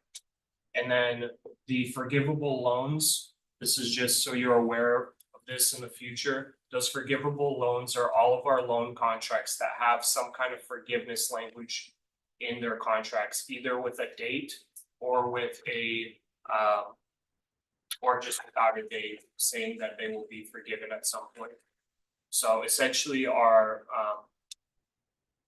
total long terms minus all of those with just about a 20% allowance of for doubtful accounts on the notes receivable for our local funds is just about $18.8 million. Yeah, that's about it. And those liabilities on the very bottom, those are funds that are essentially committed over the next year or two. So those are either contracts that are currently being drafted or are already executed. So just for the board's information, just if they like to see numbers and everything. But that's really it. The I'll return with Rockwell and then we just have those two. So are you willing to go to 0% interest on Highland Village and Aspen Grove? Question again. Yeah, go for it. Pavel, the 50% cash flow payments, does that mean if their debt service today is $2,000 a month, that they would go down to $1,000 a month? No. So there's those debt service or those properties are currently negative. So we would go to 50%, and once they go positive in about 3 to 4 years, potentially once insurance rates, level, once tenants start paying their rents and everything, they'll start paying 50% of their available cash flow. So it can be more than $2,000 a year or eventually a month. So if they end up having $100,000 of free cash flow at the end of the year, they'll pay us $50K. And it's better to do annual cash flow because some of our contracts have the monthly cash flow and that makes no sense at all. I'm okay with that. What was the other one you wanted? Aspen Grove, that was the $360,000 one. It just going from 2% to 0. Just wonder whether or not that's another one kind of similar to what you were saying, Commissioner, is it a 0% interest or is it an interest deferral until they get back to a period of sustainability? Yeah, which we could easily do that one too. That one's a very small loan. It's hard for us to even give out loans in the first place because you said you own real estate, right? So I'm assuming it's market rate. So imagine if you were to cut all of your rents by like 70% and just the amount of cost that is, the opportunity cost times 20 years, and you look at how much money you could have made with market rate. Whenever we're giving a $360,000 loan to cut profits for 20 years, it's hard to really justify saying, let's do a loan with percentage and everything, because it's like they're already essentially giving us hundreds of thousands of dollars in value. That's kind of why we're trying to rewrite our approach with all of this, make sure we're not completely going crazy with throwing a 5% loan on a property and restricting for 20 years. Just doesn't make sense. Any businessman or woman would look at that and they would think it's crazy. The total amount of money we even put in projects is marginal. It's like 5-10% for us to restrict that crazy makes no sense.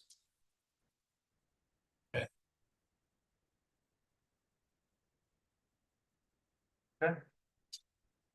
Any other questions? It'd be good, maybe in one of our strategic upcoming ones to run through a example scenario of a typical affordable housing project that the county may be asked to put money in or has put money in the past, and be able to show the various types of other funds that are in it and what a projected cash flow looks like for them, even with our money in it, and show all the debt stacking on it and see what is penciling, what is not penciling out of. Yeah, I'd love to do that. we could potentially do that in 3 weeks. We haven't done one in a while. Yeah, don't take the comments personally. You know, the- Oh, no. Just, it's the industry and. Yeah. Still feeling the $3,000. Well, and, you know, the challenge with affordable housing is that it often is the least affordable thing that you can do is create affordable housing, so. Yeah. I definitely would not want to get in that game myself. Thank you. Amber, did you have something? Yeah, sorry, I think I wasn't able to raise my hand there for a second, but I just wanted to thank Pavel and George for trying to look through all of these loans and make recommendations to us. And I'm open to looking at ways we can, you know, keep this affordable housing in the community. So did I hear you're going to bring back these for us to relook at, or what's the next? Just Rockwell, if you're all right with Aspen Grove and Highland Village, that's just a loan term adjustment. Then I'll come back with the Rockwell, which is a full forgiveness of the 2.3 million. Okay. Okay. Okay, thank you. Thank you very much. Thank you. All right, Chandra. I had one more. Oh, did you have one point on more? there, Oh, sorry. sorry. This, and apologies, this was kind of a last minute thing that came up, end of last week. It's an opportunity to accept a grant with the Washington State Department of Agriculture for $259,900. This is for food distribution. It's part of the state ARPA allocation. So I was able to meet with the team at the Washington State Department of Agriculture yesterday to learn more about the grant. It's pretty straightforward. I'm not seeing a whole bunch of issues. They've got some reporting requirements, etc. I'm looking for partners in the community that might be willing and able to administer this on our behalf.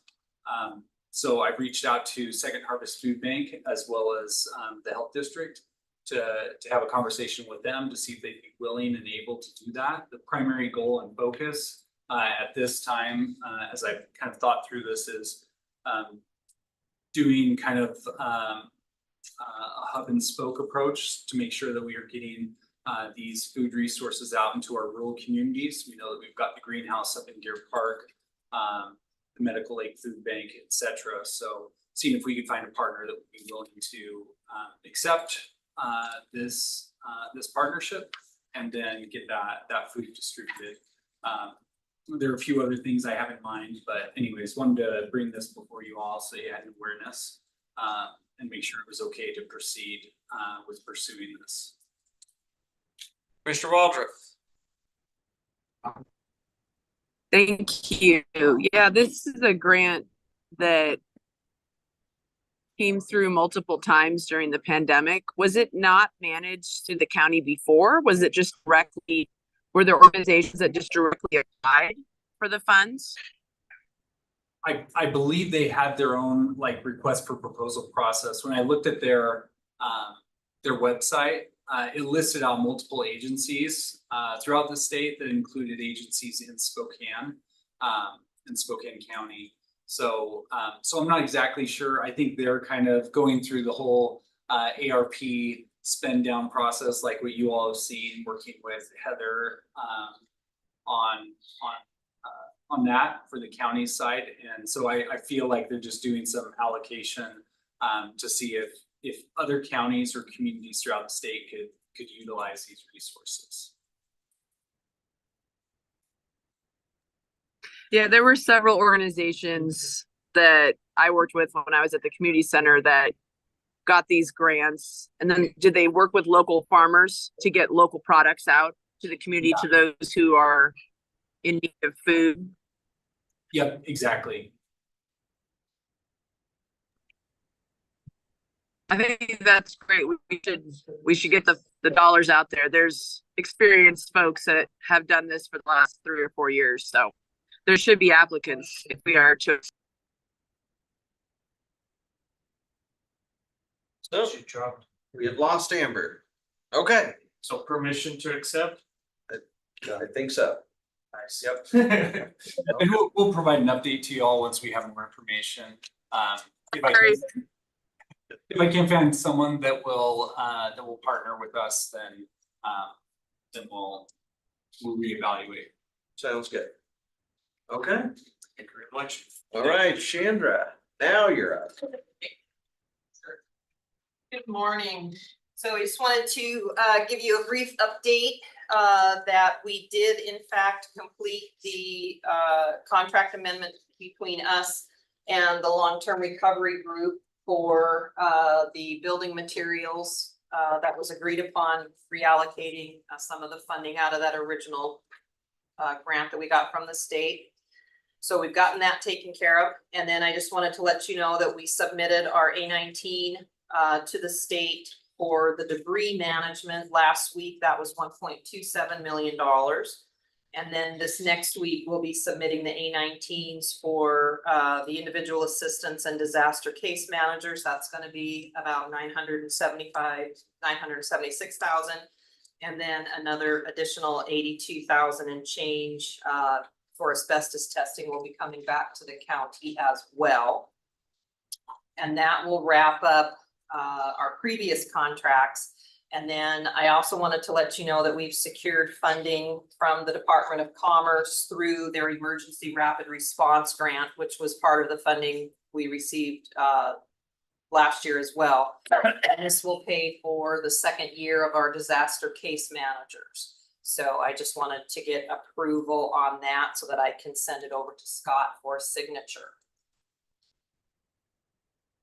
Says costs will be reimbursed. Yes, State, and, so- and the new contract is 100% reimbursable to the county, so there's not a hard match on this new money.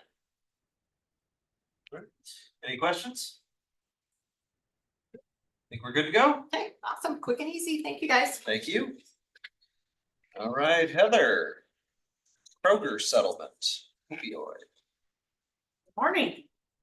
We have received the participation settlement forms and the allocation agreement for Kroger's settlement of the opioid funds. It's currently estimated that Washington State as a whole will receive about $47.5 million. So there'll be some funds that go directly to the legal fund, and then the remaining funds will be split between us and the state directly. With our percentage, I estimate we'll see about 1.1 million that'll be payable over 11 years. So this is prepared to be on next week's docket for execution. Right, any questions? All right, thank you. All right, Steve, we expect you to be just as fast as our last two, so. I can be. Take it away. Thank you for your report. Yeah. I do have some hard copies.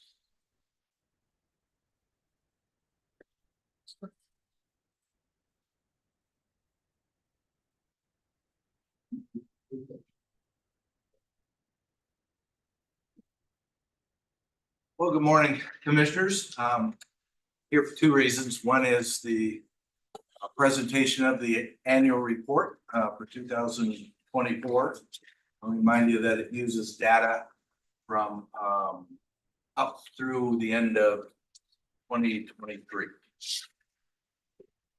Just a couple of points I'd like to go through. And by the way, I have Dan Gadd here, Assistant Director, in line at the end of the month.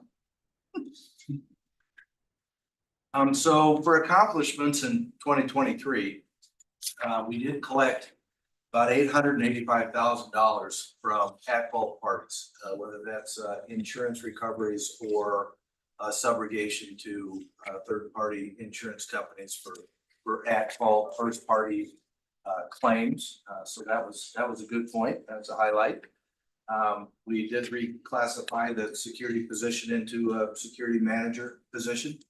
And Ben Harris Seth is working out extremely well. He's off and running. He's been here a year now.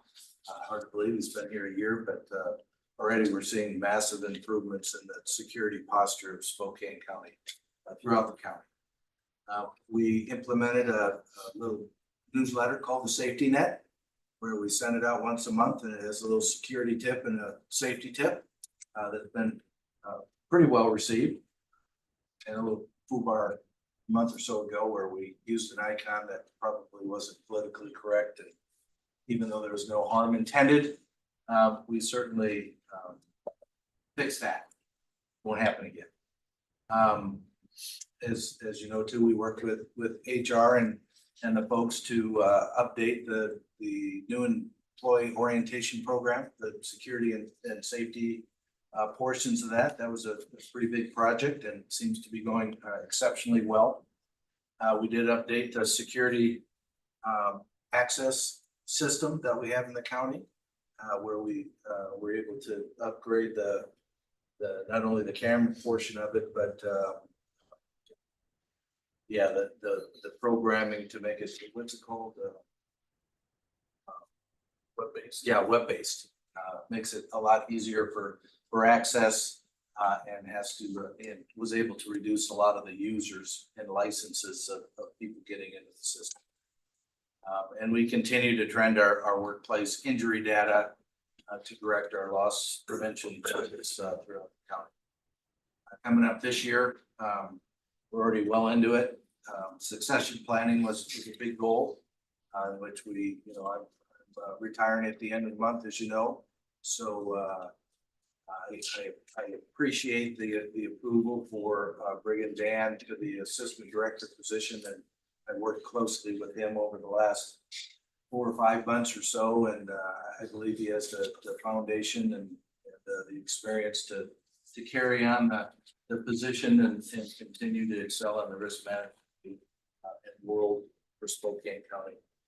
We're supporting the Castle Workday project as much as we can. There's a lot of action going on right now with talk between our workers' comp program and injuries and accommodations and so on and so forth, and the benefits world of HR. So that's ongoing. We did a rather healthy security improvement plan in which we went out and we assessed every one of our county workplaces for safety and security, not only to figure out exactly what we had where, but any vulnerabilities and potential needs in the future. We have that mapped out and prioritized. We're continuing to transition to electronic files. It's a slow process, but we are getting there. And we're in the process of updating our countywide security plan and security policy manual. If you look at page 9 of the report, I'm going to kind of jump around a little bit in the report. It's not going to follow page for page. It's just a couple of charts there that show that the total number of claims for the county, and that's not only first party or our property claims, but also the third party or our citizen claims, as well as our workers' comp. Our injury claims were down a little bit, and our first party property claims were pretty much flat, and we had an increase in third party liability. The bigger chart there is the claims cost, right? I mean, everything's getting more expensive, and we're experiencing that across the board.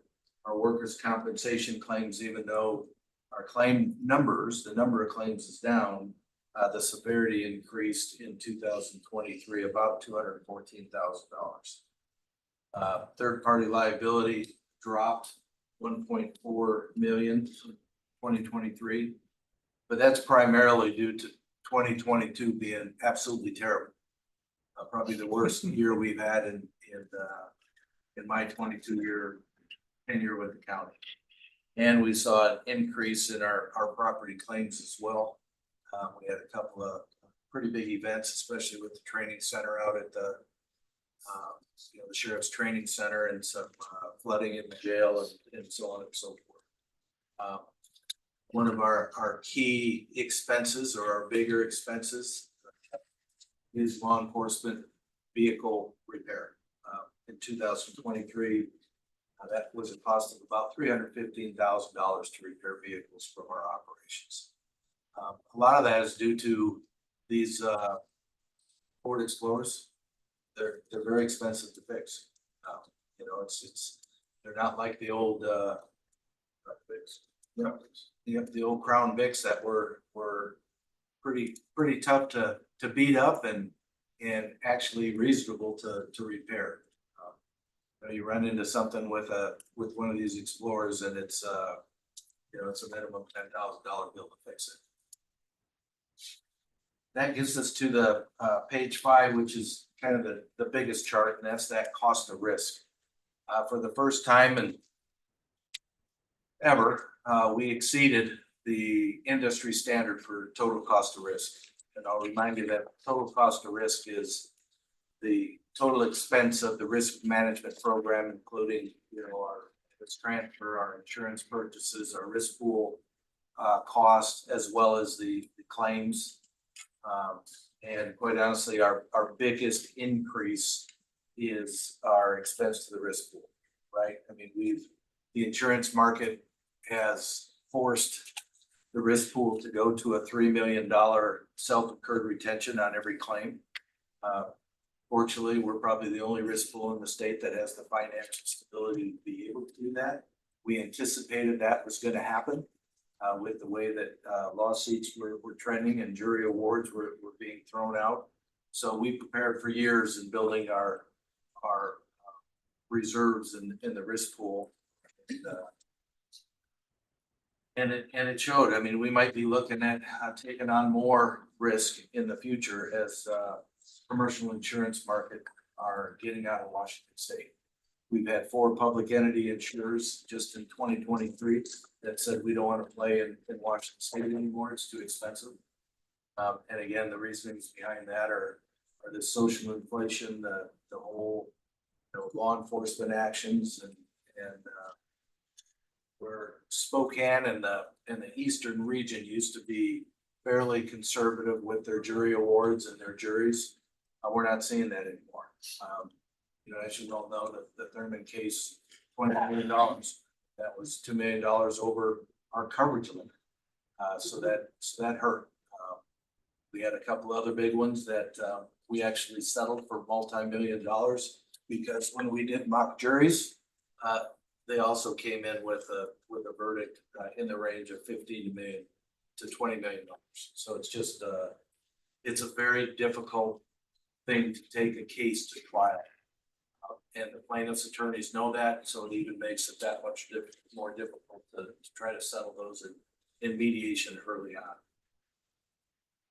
On page 10 is our workers' compensation graphs.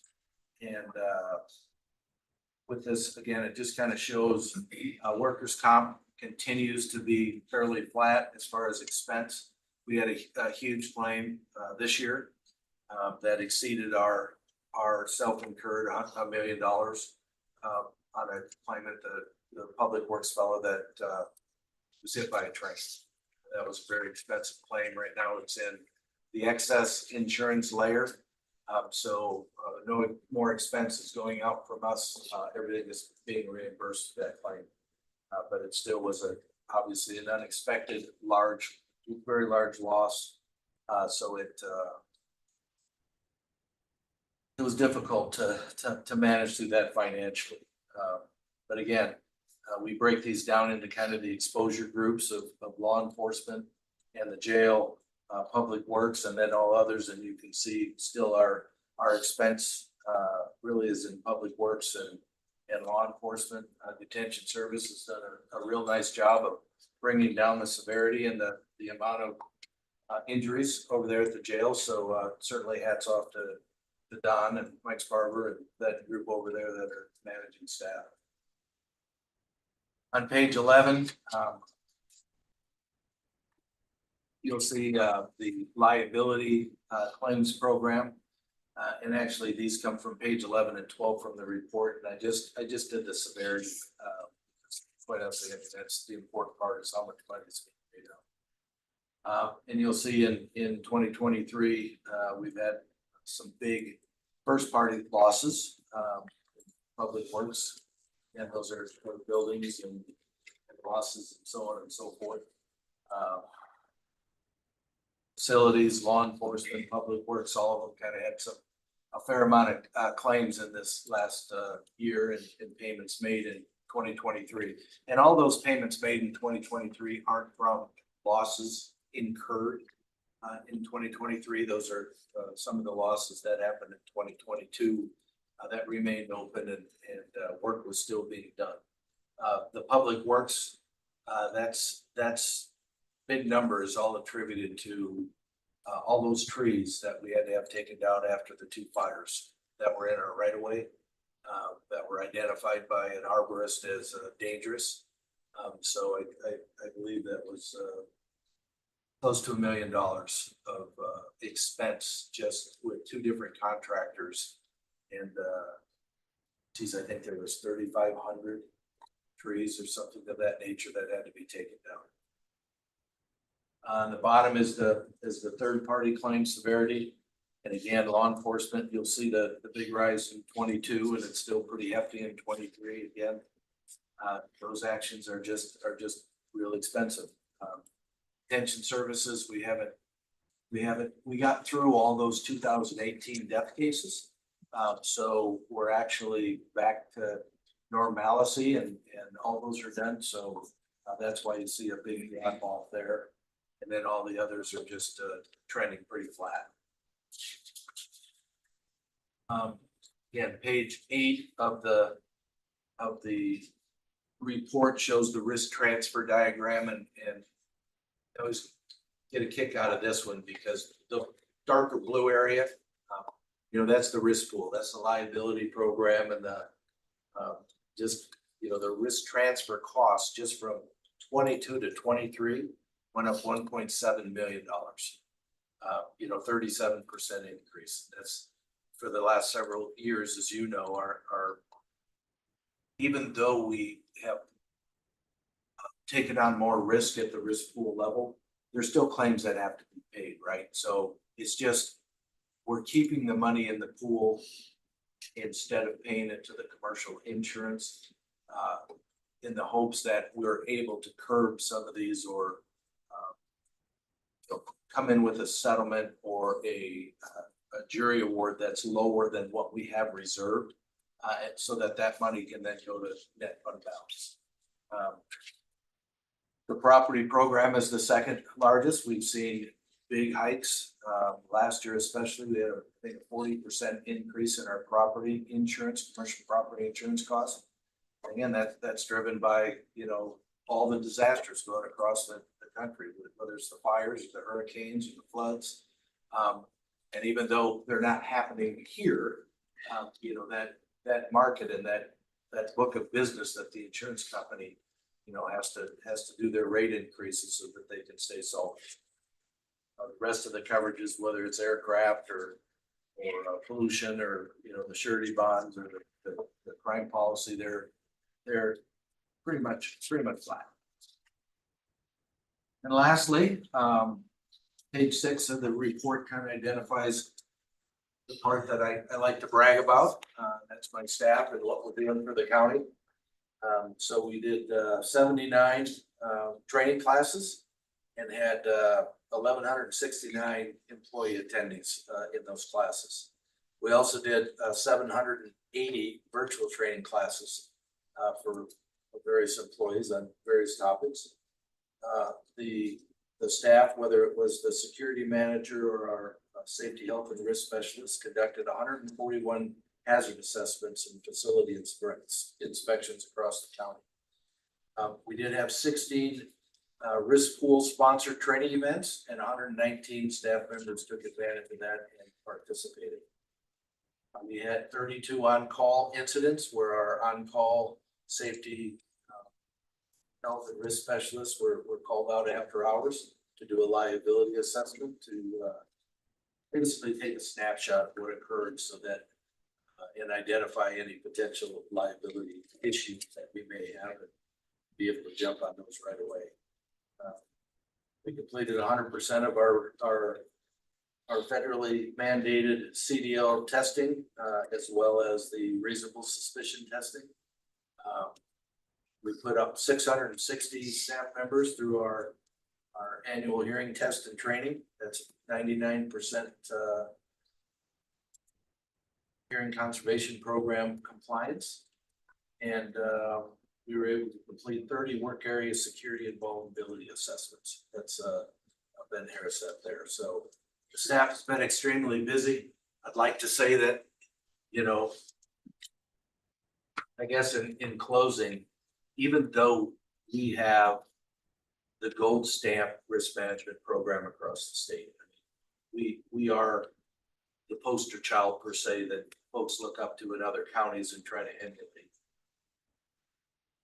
I'd hate to think if we didn't have that in place, how much worse all of those liability claims and lawsuits and how many more would have came in and how much more money went out the front. So the investment in the risk management department and what we're doing out there and how we're trying to recognize those exposures is huge for the county, and they'll continue to do that under Dan's leadership and management in the future.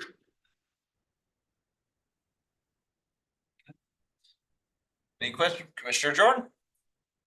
I just want to thank you, Steve, for all the good work. Lots to be proud of in your department. So thanks for the report.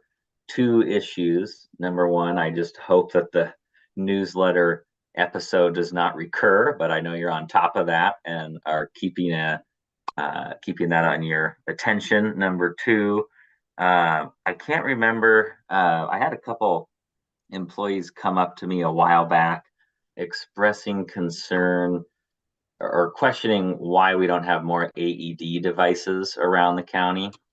And I believe that that's something that you were looking into or analyzing at one point. And I just can't remember if there was a resolution to that, if there was a plan of action that came out of that. But what's the status on your thinking there? Yeah, that is a big issue. We did go out and again, in our assessments, we identified, you know, quite honestly, there's very few places that have the AEDs. And all those AEDs were purchased by those departments, you know, with their policy in place. We had thought there was going to be some funding available towards the end of last year that we're going to buy or come up with a plan over the next year, 2 years, 3 years to purchase a lot of AEDs and figure out, you know, where they should go first or whatever.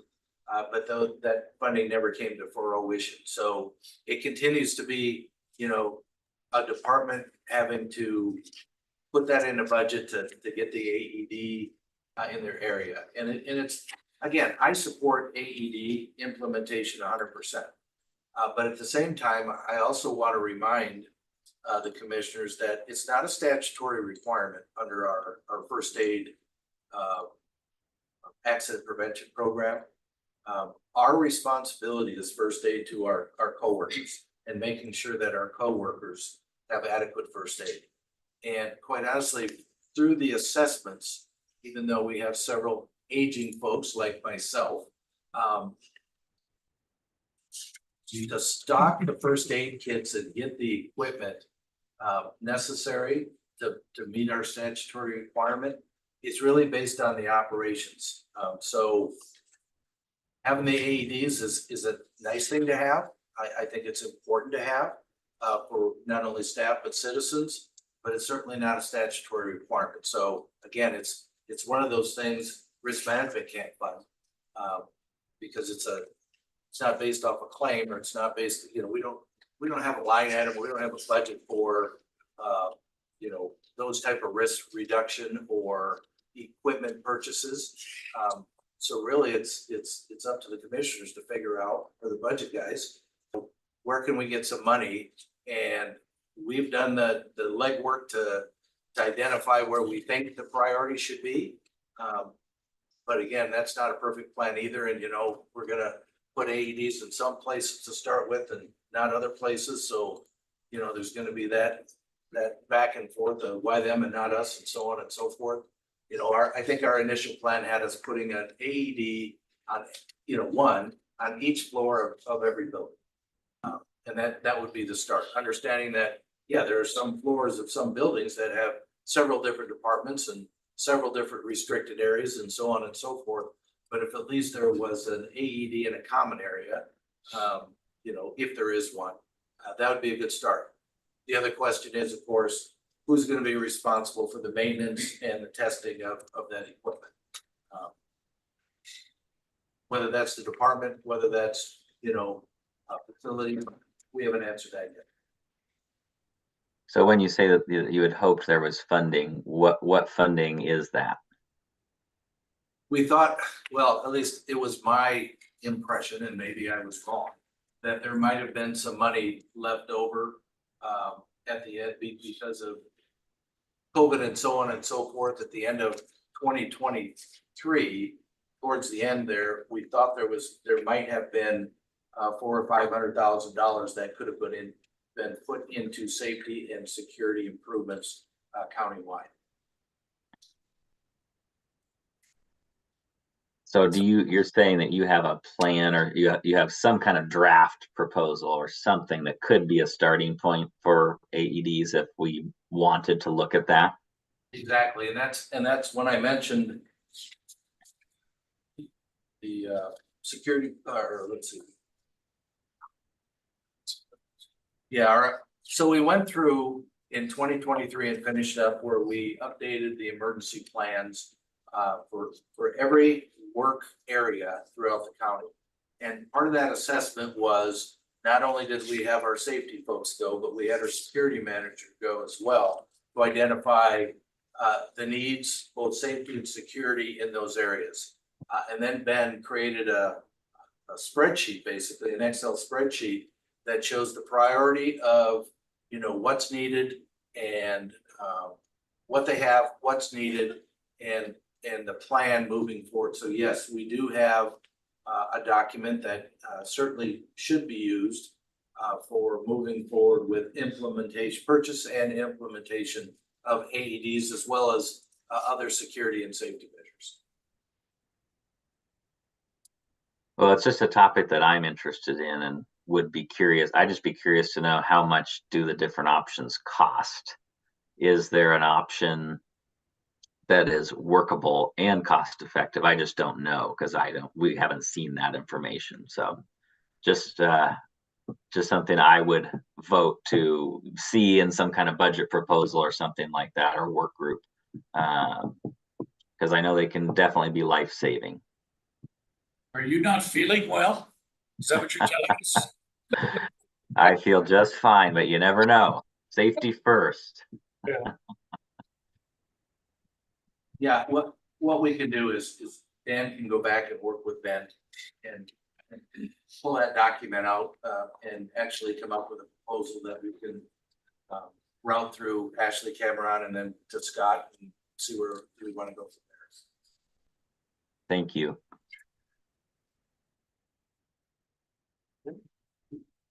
Any other questions for Steve? There's one other issue we Yep, had, Jay. one other issue.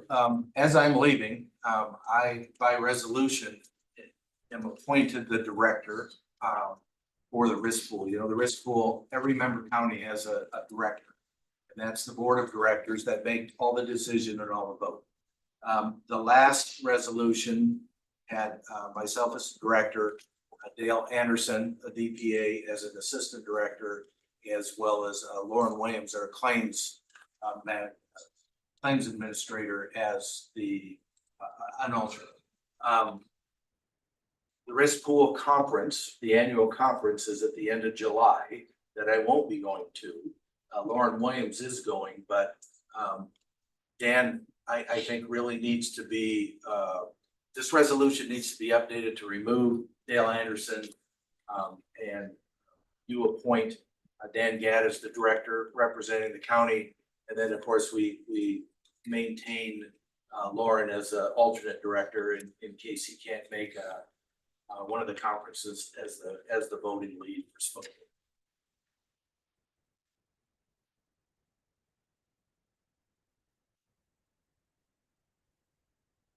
Questions? We good on that? That's all I have for now. Okay. Thank you. Thank you. What does retirement look like? Step one is to take the alarm clock and throw it as far as I possibly can. Nicely done. Nicely done, yes. You know, the Go other for is, distance. is for at least a month or so to do absolutely nothing. You know, I'm not gonna get involved in any volunteer groups or anything else for a while. I'm just gonna wake up every day, go out on the back porch with my cup of coffee and my pajamas and say, what do I wanna do today? So, yeah, my wife's got some back issues and health issues, so we're still dealing with that. That's kind of what got me to retire actually at the end of July instead of this fall or even later in the year. It's just too difficult helping her and continuing with the full schedule of work. Not as young as I used to be. And you know what, 48 years of working for the government is enough. So I'm done. But I have to say, you know, and I hope to see you again next Tuesday on the litigation update. I don't know if that can get fit in or not, but I do appreciate all the support I've gotten for the last 22 years from the commissioners. It's been, you know, it's real hard. Did a good job. Okay, Chris, we've got, are any of these executive session items? No. No, okay. Those are all prosecutor's office grants. Okay. There's 3 of them. They are all renewals. We'll start off with the victim witness assistance grant. And this funding is used to fund one of our victim witness advocates in our office. Supports about 80% of the cost of that position. It's a standard victim witness advocate. They are charged with providing, keeping victims and witnesses updated on what is going on with their various cases, and providing support coordination when they need to come for interviews, testimony, etc. The state grant through Department of Commerce funds $68,905 of that position, and we have been receiving this grant since 2010. Any questions on that one? The other one is a repeat DUI grant. And this is focused on funding basically rush filings against repeat DUI offenders. So we prioritize filing the new charges against repeat DUI offenders, in hopes of getting off the street, getting those cases upgraded and addressed immediately. This grant is through the Washington Prosecutors Association and funds $107,681.81. This grant has been by our office since 2013.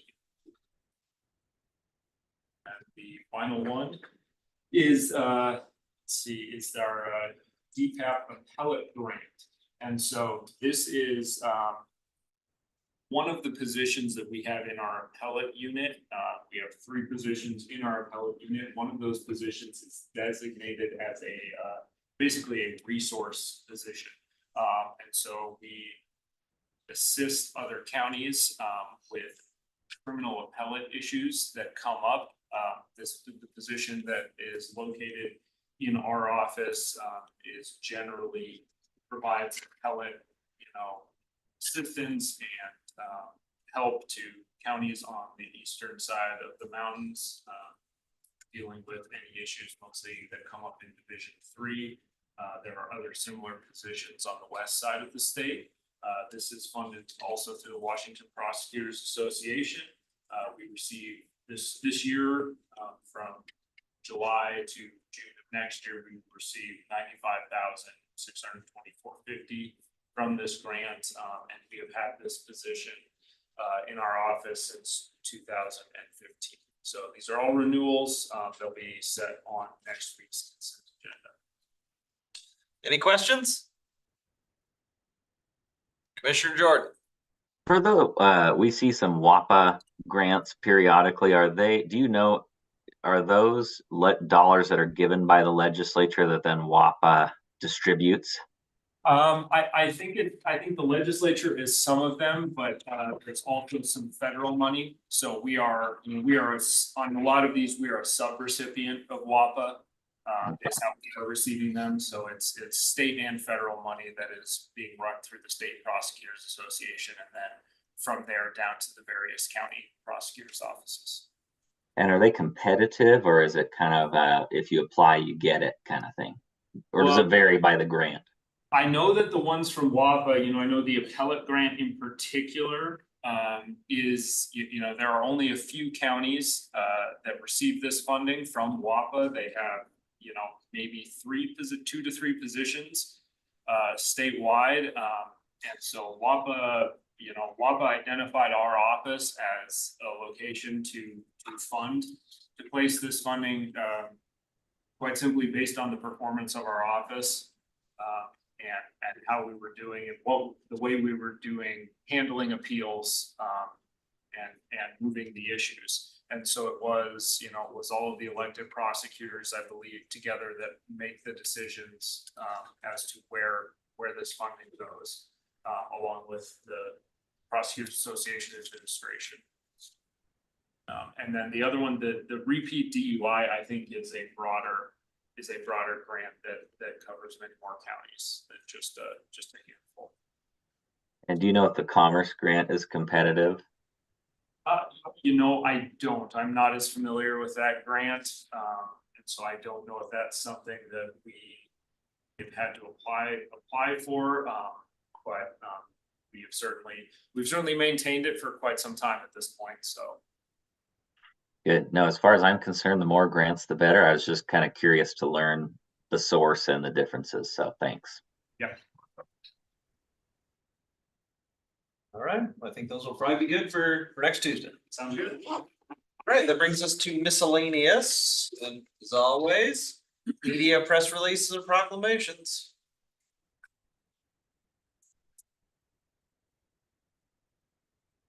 Okay, board members. So I just emailed out to a version of a draft release in anticipation of action this afternoon. Please get any comments to me back on this by 2 o'clock. If there are any concerns, should have it in your inbox, Commissioner Jordan. I'll work with Commissioner Cooney, Chair Cooney, to make sure the quote still has her approval. But pretty straightforward. Should the board take action this afternoon, releasing to the media the results of that action and outlining a little bit about why the measures needed and what it funds. So the other communications material, and we have a draft plan we'll need to bring back at a future probably strategic planning meeting for you all, but we have a draft communications plan in the works, still undergoing some legal review and comment and at the staff level. And we also have a draft fact sheet or FAQ, question and answer, 10 questions that we anticipate will come up because it's normal and regular for those kind of questions to come up. So we'll have that all presented to you. In the communications plan, we do also contemplate past actions by the board and by the county to communicate and educate on these type of topics. That could include things, I'll just preview them here, like a website, like the FAQ or fact sheet document that could be printed and released. There's another several platforms and tactics that we use in public information, public education that we will review at a future date. I did want to ask if the board, this is important for Jim Amacio, who's not here, but I believe for the prosecutor, is interested in how you would like to characterize the amount of the tax. It is 1/10 of 1%, which is 0.1%.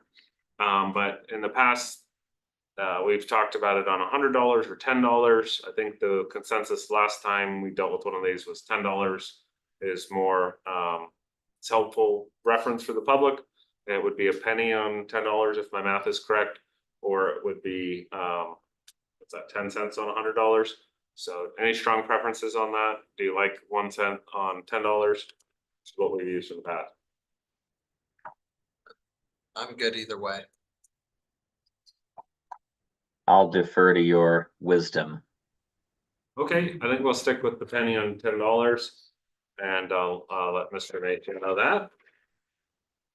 And then we will have, I believe it's next week, the Chaz proclamation has been drafted and has been sent to Amy and Commissioner Waldriff, who will be, I believe, reading it or deferring to another member, but that one's been prepared as well. I think I mentioned this yesterday. We do have updated burn ban information on the website. We're continuing to monitor fire season, and so keep you posted. I had, there was originally some reference to Martin Hall in here. I just given Pat feedback. I think 99%, if not 99.5% of the community probably doesn't know what Martin Hall is. So I didn't think it made any sense. It's part of the juvenile justice system. We know what it is. We do. We would be the 0.5%. So if you have a desire to put it in there, I just suggested that it be taken out.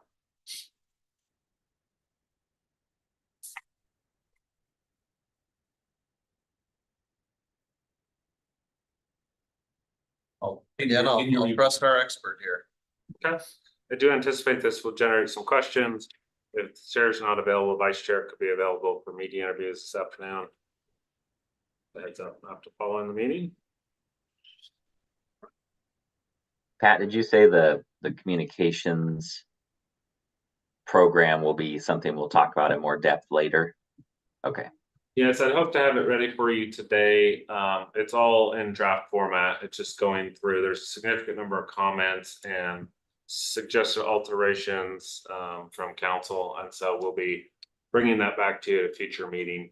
But the press release appointment of spokesperson is covered in there. These other communication vehicles, which contemplate a fact sheet at least, which is just a printed document, not a mailer.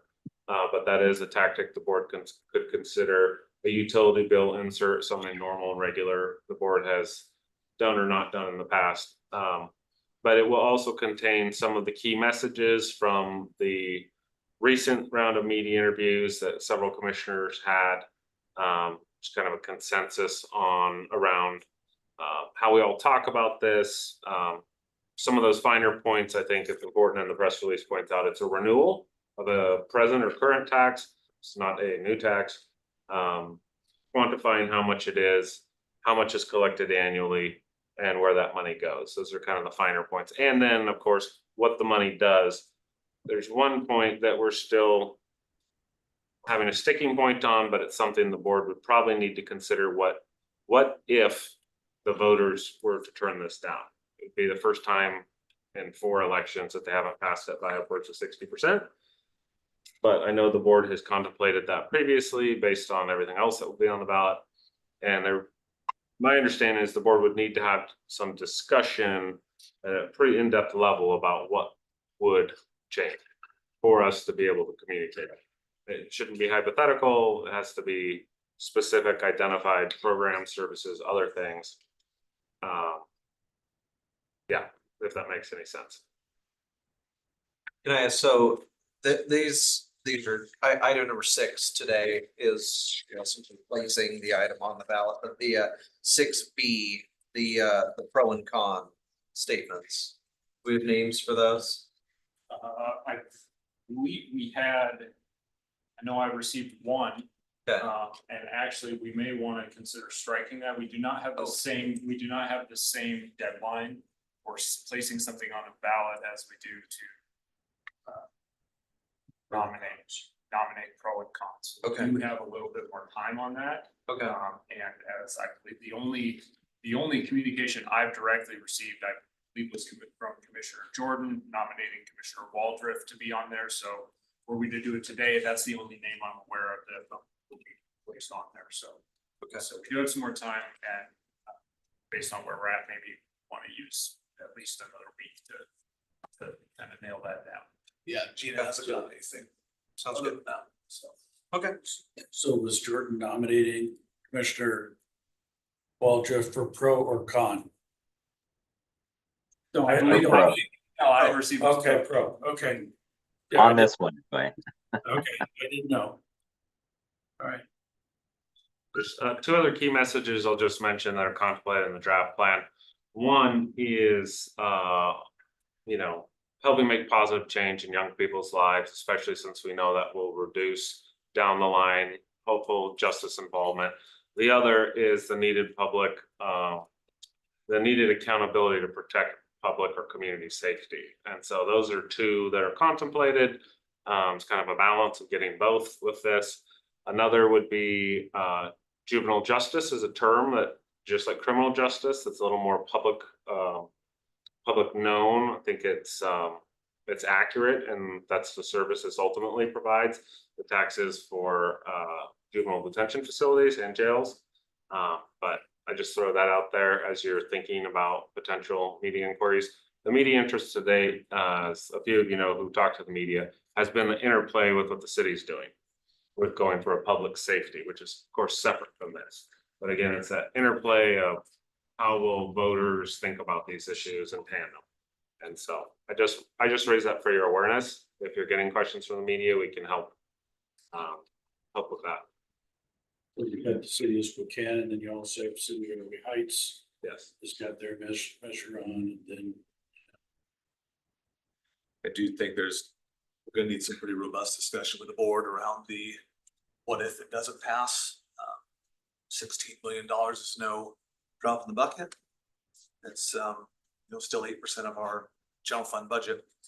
And there's gonna be a lot of things that still have to be done statutorily for juvenile detention and for our adult corrections. So that leaves other areas. I mean, certainly some of the voluntary programs, programming and other things can be chosen to not fund, but it's gonna have to go out beyond considerations for outside of the juvenile and adult detention that would not be able to be funded anymore upper general fund. So.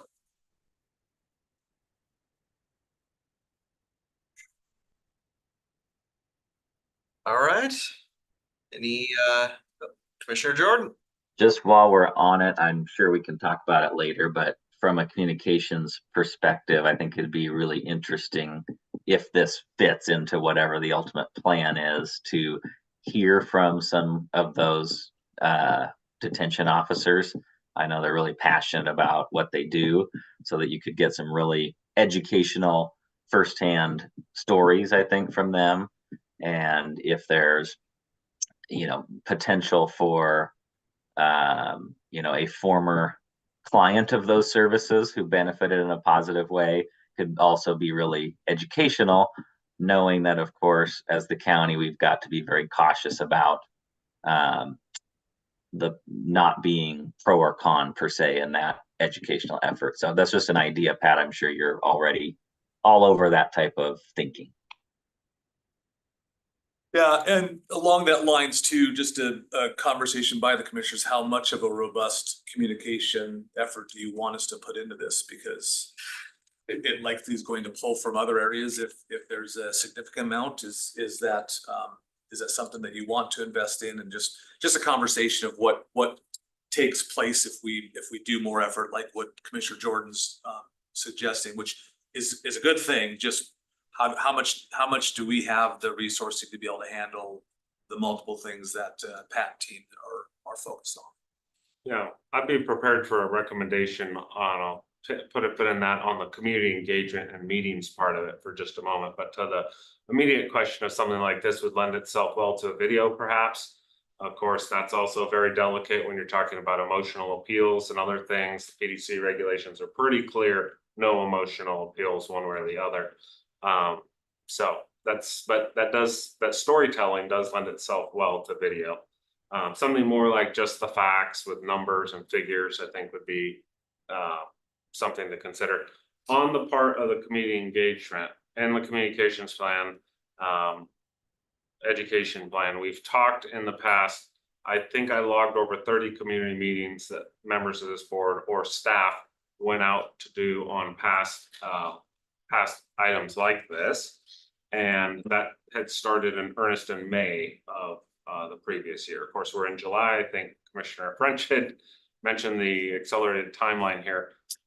So my recommendation on that is, if you do still start getting invitations to come out and speak on this, let's get our plan in place. Let's get some approval processes in place so left hand and right hand knows what each are doing. But I do contemplate in the plan that it would be individual commissioner responding to those requests or offering to go and speak to groups on this, and that would be accomplished with your assistant. Some of the bigger ones like COG or State of the County Communications Office will be the lead on, but for individual speaking engagements, it would be normal and regular business.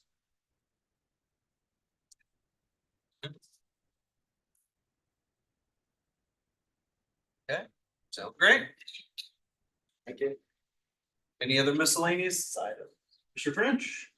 So I received a notice last night from Roger Millar, WashDOT director, that the governor has appointed me for another term on the State Transportation Improvement Board. So I'll be there for another 4 years, representing counties on TIB. So, yay team. Yeah, let's give out. I don't know how you find time for all those sports, so good work. Good time. Yes. All right, anything else for the good of the order? I don't think we talked about this at the beginning, but 5I on the consent agenda this afternoon is gonna have to be stricken. The city didn't take any action. This is a joint resolution for the issuance of airport bonds. City council hasn't taken an action on that. Not quite sure what all their reasons why, but the other. So 5I, and you were saying 6B, we should also strike. 6B, yeah. 5I and 6B. Oh, and on 5B, we are still awaiting TIB approval, not approval, their grant agreement. But we would, for sake of the construction season and timing, we still would like the board to take action on 5B today. And then, of course, we won't authorize the notice to proceed until we get that grant agreement in place. At least it shortens, a week to possibly 3 weeks off that if we wait for the TIB grant. That's a project we'd like to get done this year. That's good. So pass that as is. Okay. Exec sessions after the 2, is that correct? Okay. I've got one more real quick one. Go for it. With regard to an attorney that we've been working on onboarding for the comprehensive plan, as well as other water issues that we are looking at. We've been working through simply a potential conflict, which does not amount to a conflict. This Cascadia Law Group that the attorney works for, they also represent the city of Airway Heights as well as Vista. Sometimes those issues do involve water law and other things that may overlap. They've identified that currently there are no actual conflicts between any of this representation.